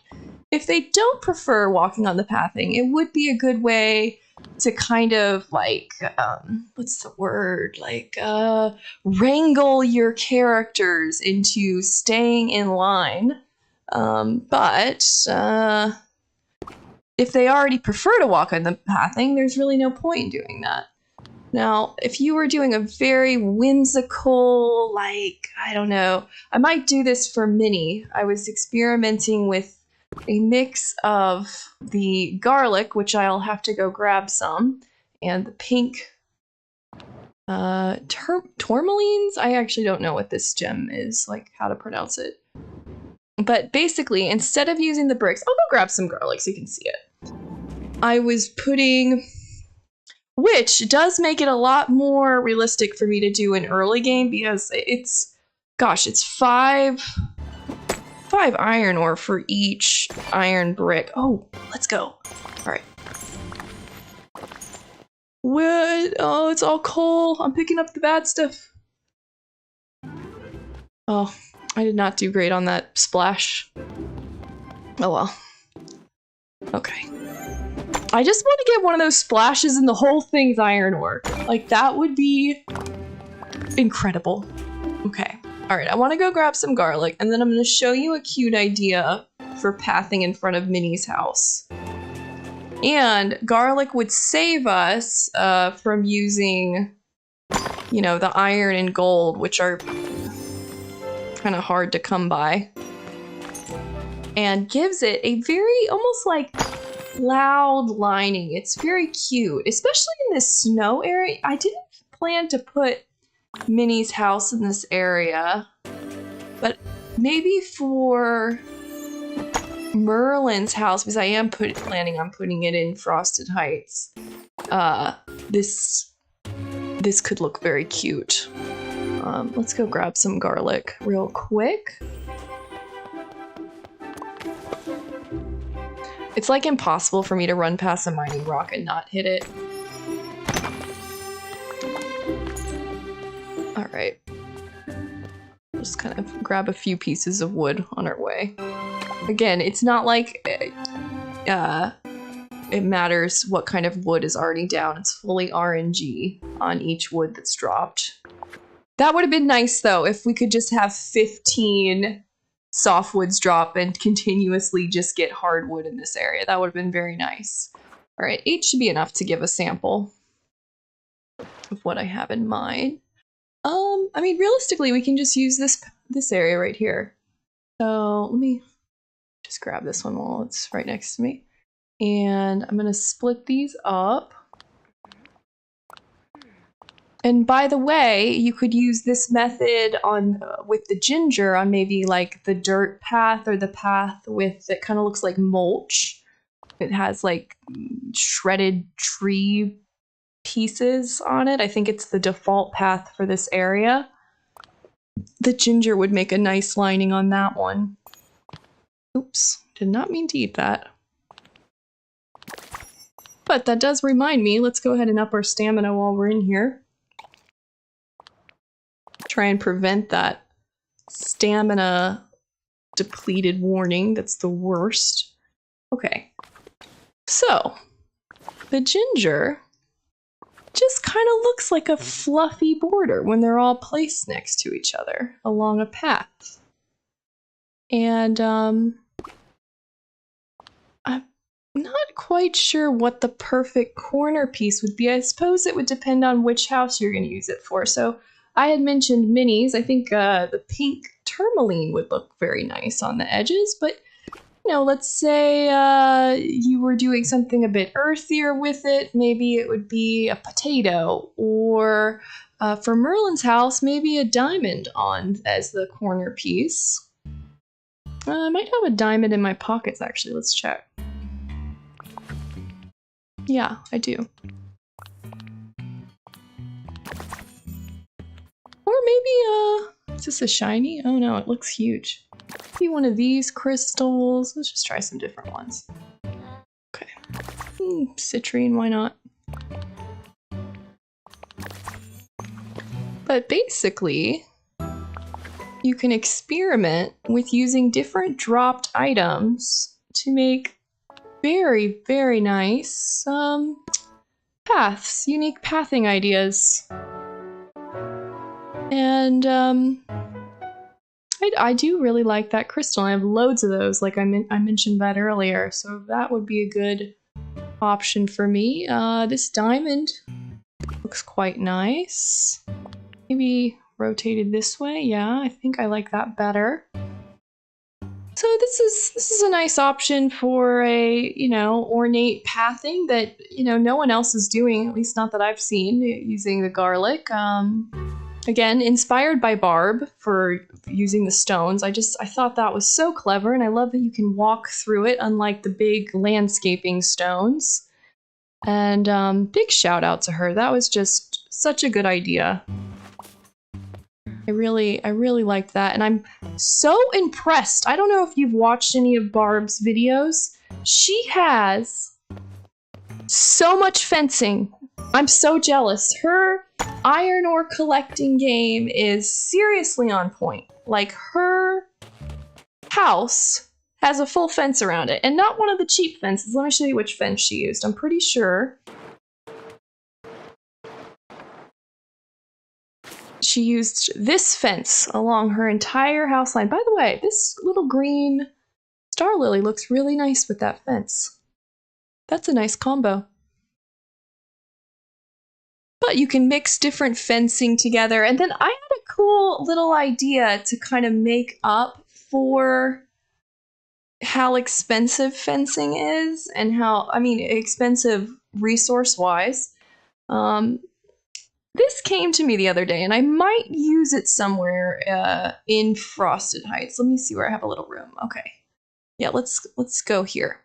So imagine I have, well, let me go grab it actually. I'm gonna put, this isn't gonna be the final design, but just a little teaser. So we're gonna grab this house, which I know is very obvious to have in Frosted Heights, but you know, sometimes obvious isn't a bad thing. It's a good thing. Okay, so I'm just gonna move all this stuff.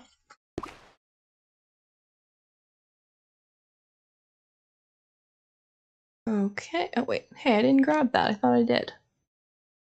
Come here, okay. And here we go. Oh my gosh, again, I am seriously considering getting a PC version of this game. It'll crash less apparently, and selecting items will be easier, so. I love playing on my Switch and in bed, but I could use the PC version while I'm, you know, making videos, which would be nice for the game to not crash while I'm making videos. And then, am I in seating? Oh no, I'm in all, wait, this is essentials. Okay, seating. So it would be nice, and I would still have the Switch version, so I could play this, you know, in my own time. Because I love playing video games in bed. Like, it's just so comforting to me.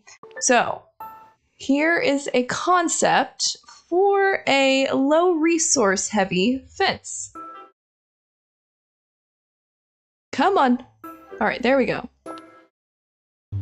So you can do a combo of the chairs and couches, and from a certain perspective, it just will look like a frozen wall around this house. And, you know, possibly you might want to use, let's see, this could be an interesting little take on that. Let me grab a bunch of these. We need like 6 for what I have in mind. Just if you wanted to like really go further with it, that's 6. Wait, that's 6, yeah. Okay, so you could do, now obviously I'm not quite sure what you would use as like a gate to the fence off the top of my head, so that'll take a little experimenting. Maybe just a gap. I'll put this here for now. So you could do a row of like 3 lamps next to each other, tightly knit. Then the couch.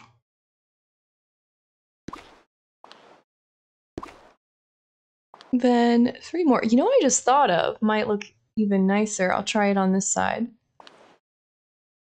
2 different ways of doing it. So you could put a little low flower.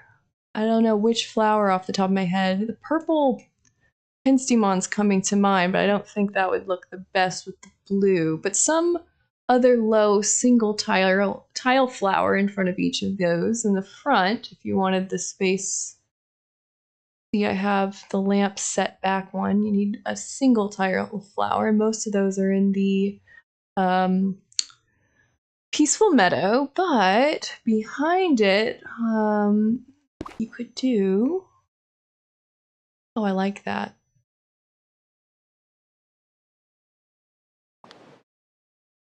I think instead of the red, a blue. Oh, and there's only room for 1, so just do a white for now. What would be nice about the single tile flowers found in Peaceful Meadow is you could do 3, let's say, of the white daisies behind.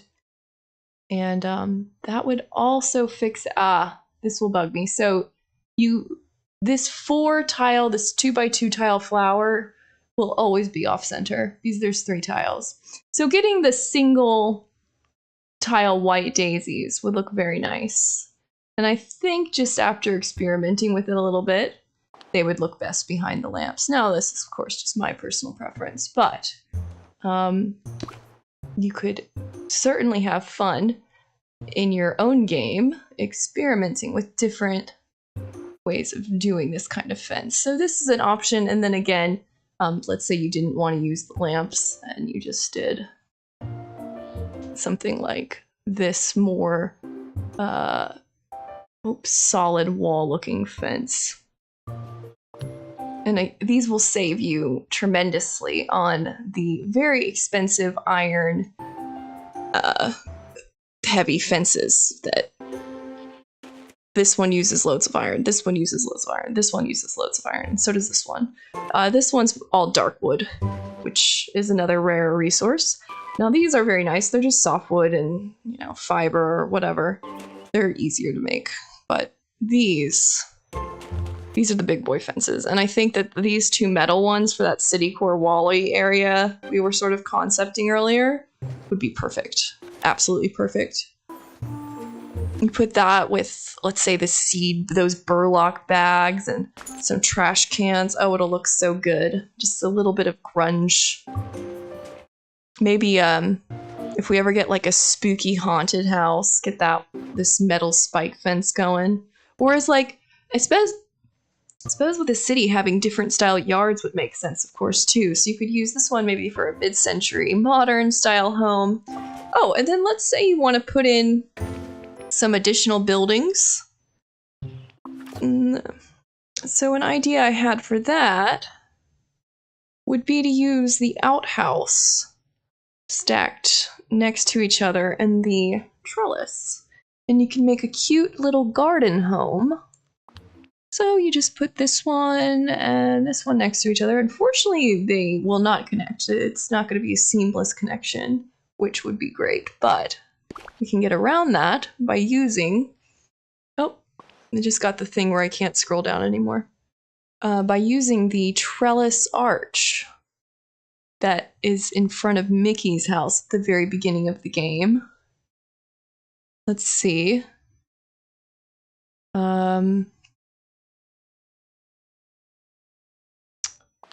Maybe some additional trellises to further sell it. Now let's scoot this one in too. And then they're both right at the center. And then let's see if I can find the arch easily. I don't know which category it's in.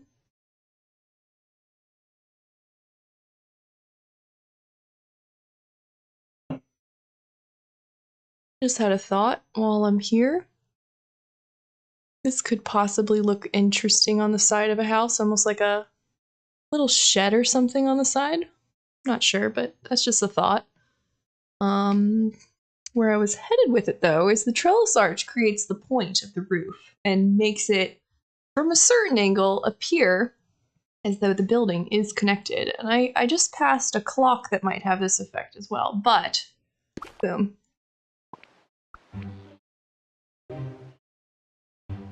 A little garden home, and you could do like a little front porch and a fence around it, and that looks like a house. So if you wanted to do, you know, a row of houses, this isn't necessarily city-ish at all, but if you wanted to have, from a forced perspective, from a certain perspective, you had these farther in the background, it could make it look like there was a whole village somewhere in the distance, and you could just use this little method to create tiny homes. And you put a little tree in front of it, perhaps one of these trees, because they're quite small, and perspective-wise, it would make it look like the whole thing was big, because, you know, a tiny tree can look like a big tree when it's next to a tiny house. So that's just a little idea I had and thought you might want to implement into your own game.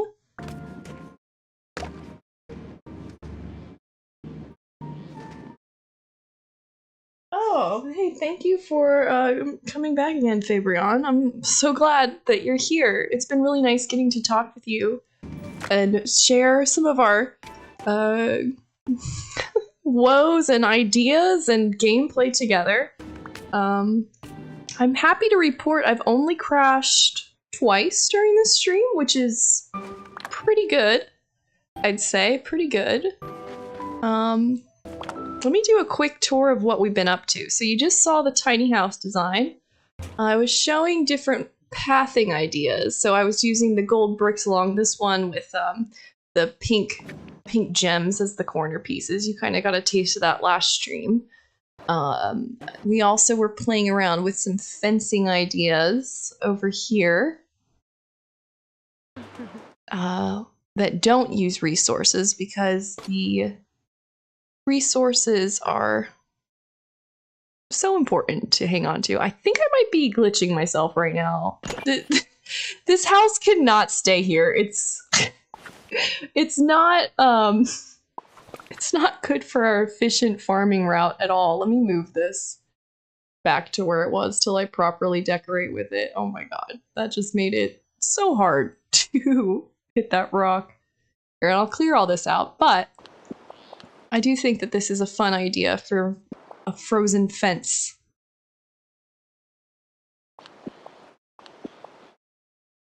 And I do think it's weird that these lamps only light up in the nighttime now. Oh, you know what else I want to grab while we're over here? I'm going to add this DJ booth to the citycore mock-up that we were working on while we're over here.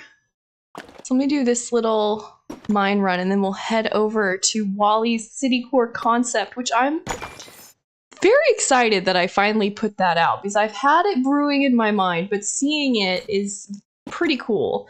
And oh, you know, I just thought of, I'll grab those gold bricks that were dropped. I think I grabbed most of them, but I might have left one or two.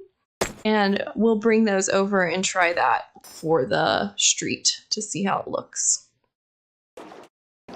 Okay, I did grab all of them. All right, we'll just hit these last two rocks and then head over to Sunlit Plateau.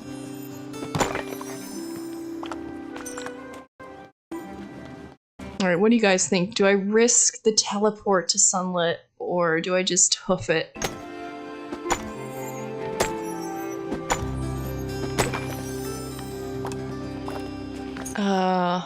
I'm a little too nervous to teleport. I'm just gonna walk. We're just gonna walk over.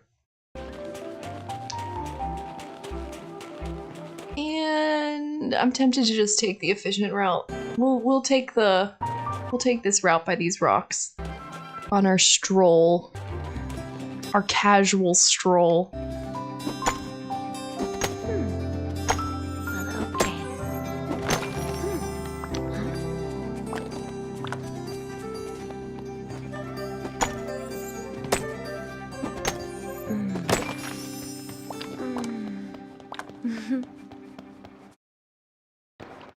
I knocked down this ice peak in front of the cave, the bigger one to the left, and I really wish I hadn't because I thought it looked so nice.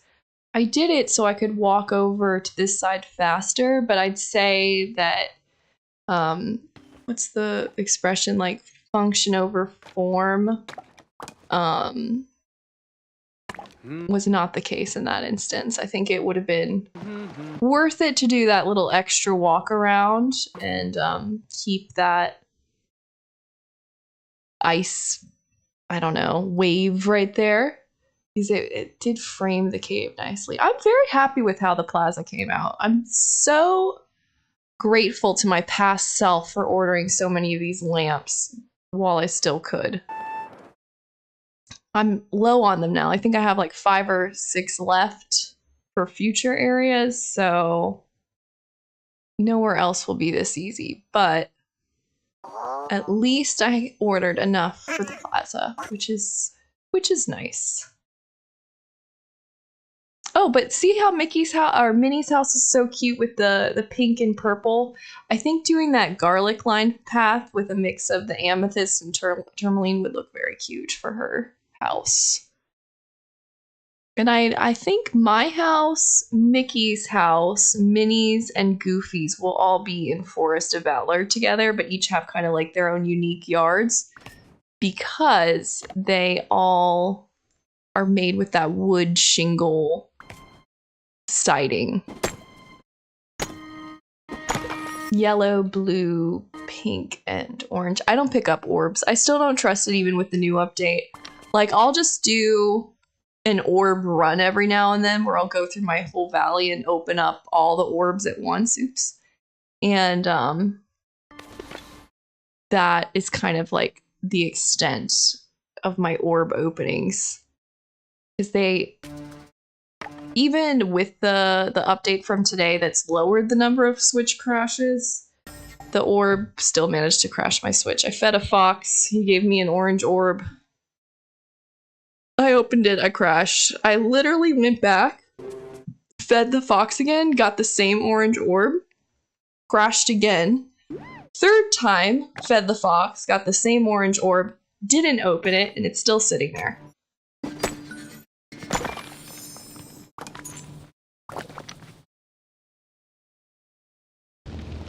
Okay. Why am I here? Oh, we're going to the Sunlit Plateau to see Wally's little citycore mock-up, and I'm going to try the dashed yellow line for a passing lane here as well. Okay, so the motorcycles do light up like a real motorcycle would, but for whatever reason, the cars do not. The bed cars don't, which I wish they did, because I think that would look great. And I thought earlier this wouldn't go here, but then I realized it would. Okay, perfect. Alrighty. And then let me go into my inventory and break up the gold bars, and we can drop those in. And I'll add in the DJ booth.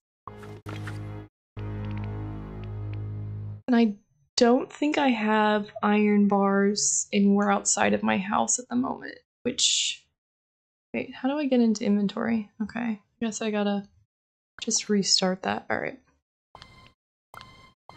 But imagine the iron bars lining the gap between the street and the sidewalk on either side.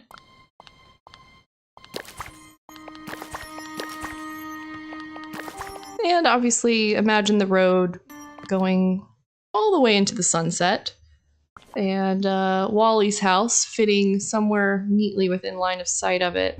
Just doesn't really fit right now with all the bones in the way. I haven't unlocked Scar yet, so I am not able to remove them. I'm not even sure if I had unlocked Scar, if we're able to remove them yet, or if that's in a future update. I don't know. But at some point, we will be able to remove them, I'm sure. And that will make creating a city here easier.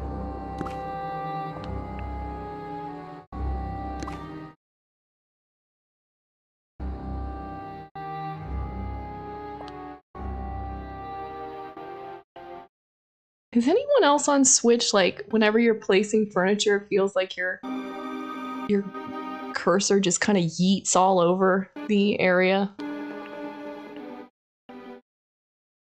Just want it to go in a line. There we go.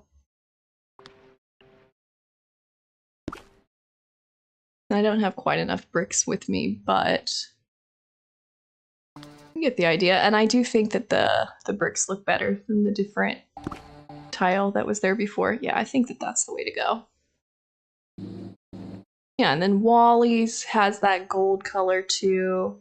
This looks like a street. And then we have imagine the iron bars here.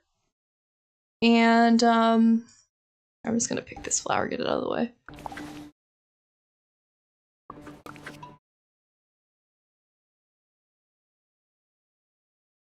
Maybe electronics for the DJ booth? Yes. Now, I want to have this like lining the edge of the street so it kind of looks like a building. And then we could throw, you know, like another one of these as a backer to the building, let's say. So imagine this, like if that fit. That could look kind of cool. But two of them, I think. Right, we're not going to be able to do that because there is stuff in the way. Oh, maybe not. Okay. Like this could be a building, let's say. Okay. There. And I think we're able to put, yeah, there's tiles we can place stuff. So we could put something there, like maybe a computer or whatever. So that could be one building. And then obviously a bunch of these arcade machines kind of look like a shop window, so these could be like glass to a building. I'm almost picturing like a cyberpunk, like, I don't know, just loads of neon lights. Got the cars going, the street, we have the mist, the haze. I think when I go through the Scar quest, it's gonna clear up the smoke on this river, which is a shame because I think it looks so cool and perfect for like city smog. Like when we were just looking at it from this angle, it's like there's smog coming off the cars, which is kind of cool. And then obviously like Wally's and who knows what else we'll get in the future. But I think that this could be definitely like a future trend we see in the game. I'm gonna call it now on 7/10, Monday the 24th of October 2022, citycore will be a thing. All right. One last recap on the optimized route. And that is going from the Sunlit Plateau. We hit these rocks here. Down this way. We go into Forgotten Lands, where we have our little tree farm here, where we can refresh this frequently and get a nice collection of the different rare woods. We run out Forgotten Lands. Let me eat something. Oh, I don't have any cooked food. We're running very slow, but imagine a yellow stamina bar. It will expedite this. We're skipping these rocks unless you need the purple crystals, because the purple crystals have a very high drop rate in here. Hitting this next little row in Sunlit Plateau. We got our level 10 mining buddy. It's good if you have multiple because the companion bonus stacks. I have the 3 trees that drop wood in Sunlit Plateau for more dry wood and hardwood. Gather all the wood underneath those trees. From here, if you can teleport, because your game doesn't crash from teleporting, it would be best to teleport at this point to the Glade of Trust. I wonder what Goopy's up to. Which we are going to slowly run to, because that is all I trust for my game at the moment. You see where I have the well back here? That's where we would be teleporting to in like an optimal situation. Eventually I want to path out the majority of this and have the little tree farm right here between this mining rock and this mining rock, so this space will be optimized with the rare hardwood drop. We'll do the 3 trees again. Hit here. And then we're going to just go to this 4th rock where that light is. There are 2 more mining rocks in this area, but we won't be going to them. And then from here, we want to teleport if we can, but since I cannot, I'm going to run, but we're going to teleport to the Forest of Valor. I'm very happy with how the plaza came out. It's so nicely lit. Oh yeah, I love this pathway. And I was able to force spawn the oregano by dropping stuff everywhere else, and these should just stay here. If they move, I'll be very sad. But then I don't have to constantly harvest oregano because they're in a spot. It looks good. It's a very slow loading time to get to the Wishing Well and Forest of Valor. That's all that's going on. But hyper-optimal route, we teleport to this spot, hit this rock, next this rock, hit our wood farm right here for hardwood. Again, clear them all. You want to clear the softwood too. It's RNG on what drops. Go to that rock, and this rock. And then finally, our last stop on our optimized mining tour is this row of mining rocks and our tree farm here. And as I stated before, eventually I will path out each area and the flowers will just spawn along here because this will be the only area that isn't pathed. That is going to take a long time, so I'm not going to be doing it today, but over time you'll see more and more of my valley pathed out, and that will force flowers to spawn in specific areas. Please like and subscribe if you want to see the video that goes in depth on how flower spawns work. Each biome does have set spawn timers and set amounts for each flower type. So unlike the wood where you need to grab all of them, you can only grab the flowers that you want more of. For example, in the Frosted Heights, the black passion lily is the rarest, where only 2 can spawn at a time, and the blue passion lily is probably the most useful and second rarest, where 3 will spawn at a time. If you just gather those, you will continuously get resupplied with just those, as there is a max of 3 for blue and 2 for black that can exist at once. So I hope today's stream has been helpful for you. I've really enjoyed sharing some of these ideas, and if you'd like to see more in-depth guides on creative pathing options, please let me know. That's something I'm excited to make, but could certainly use some encouragement on it. And I'm Myth T Plush. Thank you for watching, and I hope you all have a magical day on your valley.